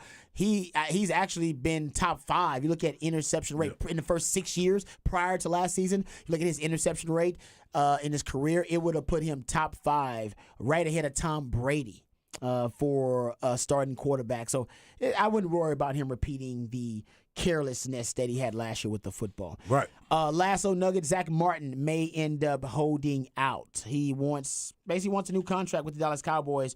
Remember, he did restructure a deal, at least his 2023 salary. He got a signing bonus when they restructured him of $12 million. He's going to get the rest, $1.7 million. He's going to get that restructured in his salary. But now he wants a new contract, signed his last one in 2018, 6-year, $84 million deal. He is now the 9th. Yeah. He is now, he's basically making $7 million less than the top highest paid guard. And I believe when I looked at it, the list, he was 9th on that list. And maybe he's at the point now he's thinking, hey, I'm about to drop out of the top 10 of highest paid guards in the league. Okay. And he deserves to be one of the highest paid guards in the league. Yeah. Oh, for sure. I mean, he is, but he's 99 on Madden. He is 99 on the Madden. That just came out today, and then all of a sudden the story also comes out. He may hold out because he won a little bit of money. And he changed his profile picture on his social media of him and Madden 99. He letting you know how good he is. There's a 99 club. Exactly. Because it's so few guys who have had 99 already on Madden. How many guys have 99 this year? Exactly. I know Justin Jefferson. It's got to be like 4 or 5. I think there might be 4 or 5. 4 or 5. Yeah. I think usually it was Aaron Donald. They probably didn't give it He to him did. this year. No, he did. They gave it to him again? They ain't messing up the rules on They're that. like, no, Aaron Donald got his. Aaron Donald gets it. Yeah. That's a good game trying to guess the 99s. The 99 club. Because Matt, they're not going to give it to Mahomes 99. They got to. It's pretty high, though. It's got to be a 99. And you would think, because the drop-off between the best quarterback in the league and the second best, is there a bigger drop-off between the best in their league and the second best in any other sport, probably other than baseball with Shohei? Yeah. Shohei's probably doing that right Acuna's trying to. Hey, what am I saying? Acuna's trying to catch him. Hey. Mike Trout was in that conversation. So maybe other than Shohei and baseball right now, Patrick Mahomes, in terms of the gap between the best quarterback and the second best, it is a gargantuan, Grand Canyon size gap. And by the way, Joe Burrow is awesome, or whoever, Josh Allen, but Patrick Mahomes right now is different level. Yeah, he's definitely a different level. And I'm telling you, once you watch quarterback, you'll even see more of how he gets to that level. Yeah, I'm going to binge it. I'm going to binge it this weekend. You can knock it out. I'm a bachelor, so I can binge it this weekend. Hey, do it, bro. With our wifey. Yeah. Unless she wants to watch it. Then I got to save a show for No, her. don't do it. Don't even talk about it. Does this happen in Just say, couples? oh, baby, I didn't even think. Hey, does this happen? Let it happen. With you and Ask your for wife? forgiveness later. Does your wife get mad at you for watching shows that y'all watch together, watching them separately? Does she consider that a violation of the trust? Snowfall. Yes. Snowfall was one of those. That's one of those? Yeah, Okay. she was like, wait a minute. you been watching this? You've been watching it without me? Snowfall. My wife gets really hurt. Snowfall. Like, she will get genuinely hurt. She's like, you watched it without me? I was like, babe, I had nothing else to watch on the DVR. There was nothing else on. She was like, No. why would you want to experience that without me? She basically thinks that she is part of the experience. Like, no, I want to watch the show. I want to talk to her during the whole time. It's fun to have her there, but the show is what I want to watch. She thinks that's like a violation of the trust. And this is another good point. It's crazy. Boom. Parsons will get a 99. I don't know if they'll give him 99. They're going to give him a 99. You think so? Oh, and for Aaron sure. Donald got another 99. Yeah, How that's can what I you said. Yeah, Seventh year in a row.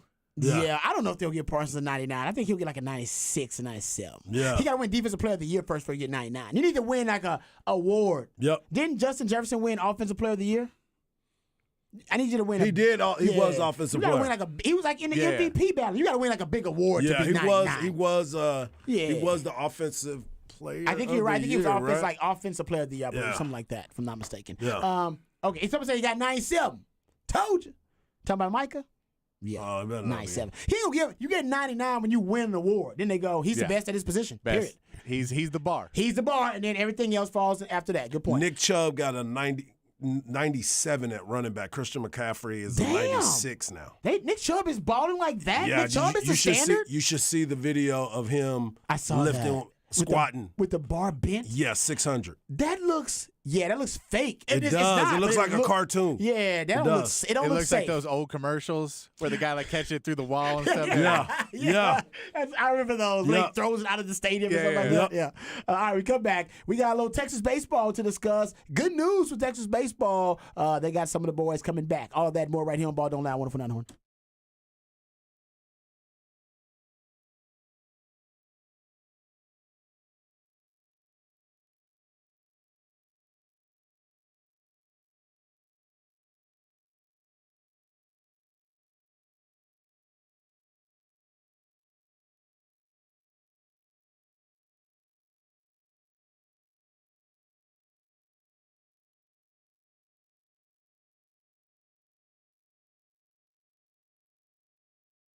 Hey, what's up, folks? Lifetime Longhorn Rod Babers here. As I get older, hopefully getting a little bit wiser, and I realize some things I got to leave in the past. I'm ready to leave in the past. Can't wait to leave the Big 12 in the past. Can't wait to leave cancel culture in the past. Can't wait to leave social distancing. Oh, wasn't that fun? No, it was not. Can't wait to leave all that stuff in the past. But one thing I'll never be ready to leave in the past is my favorite beer. Yours too, Bud Light. I've been drinking Bud Light for a long time, since my days on the 40 acres, down on Dirty 6th Street, even my playing days in the NFL. I was enjoying Bud Light, and even now, as I'm an old man, to decompress after a long, hard day, or to reward myself after a day of yard work, or just to try to, get the stress levels down, I love to pop the top on a nice ice cold Bud Light. Still my go-to beer for my Longhorn tailgates on Saturdays and NFL Sundays. So whether I'm trying to toast and cheers to a brighter tomorrow or drown my sorrows, it's never a bad time to break out the Bud Light. Bud Light isn't just for anybody, it's for everybody. So remember, the best way to keep the good times going, just keep the Bud Light flowing.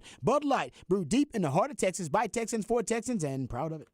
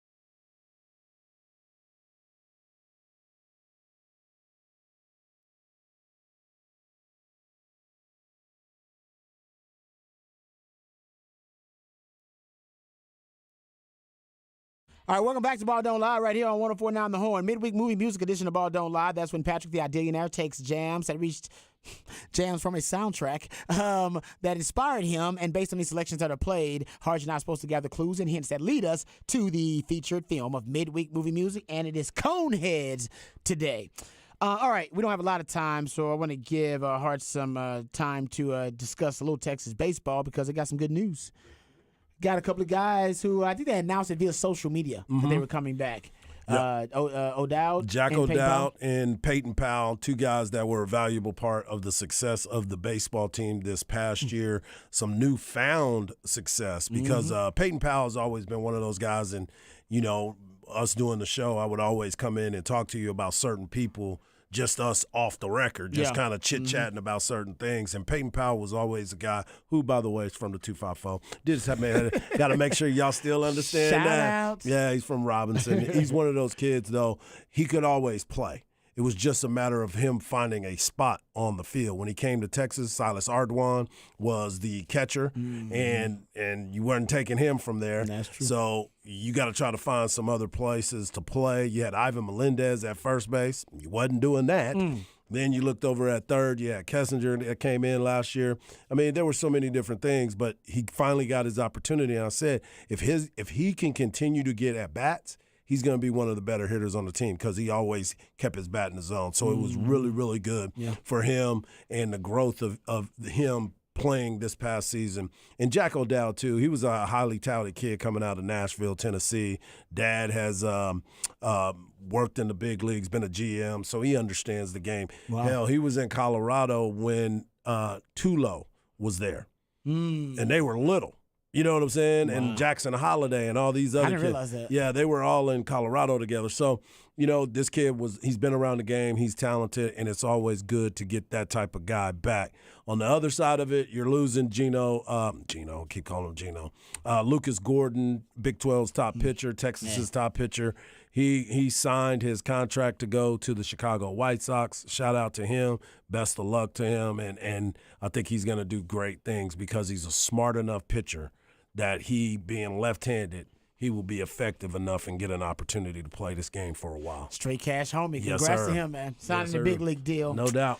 Dreams coming true for him, so I hope he wishing him the best of luck Yep. on his journey. All right, we'll come back. We'll wrap it up, put it up, and let you know what's on tap right here on Ball Don't Lie. 104.9 The Horn.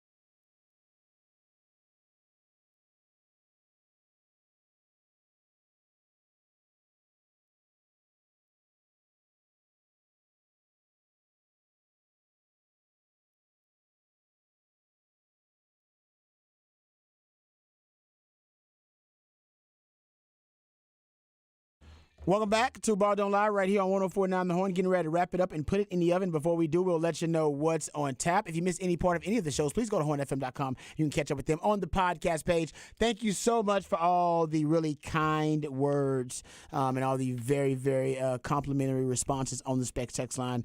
You know, we do love you guys, man. We care a lot about you guys, and nice to see you reciprocate those feelings toward us today. We know it's been an emotional show. It'll probably be a little bit emotional until the last day, but we appreciate you guys hanging on with us, man. That's why a lot of people could have just decided. I know some people took the day off because they had other engagements prior to this, but they're coming back.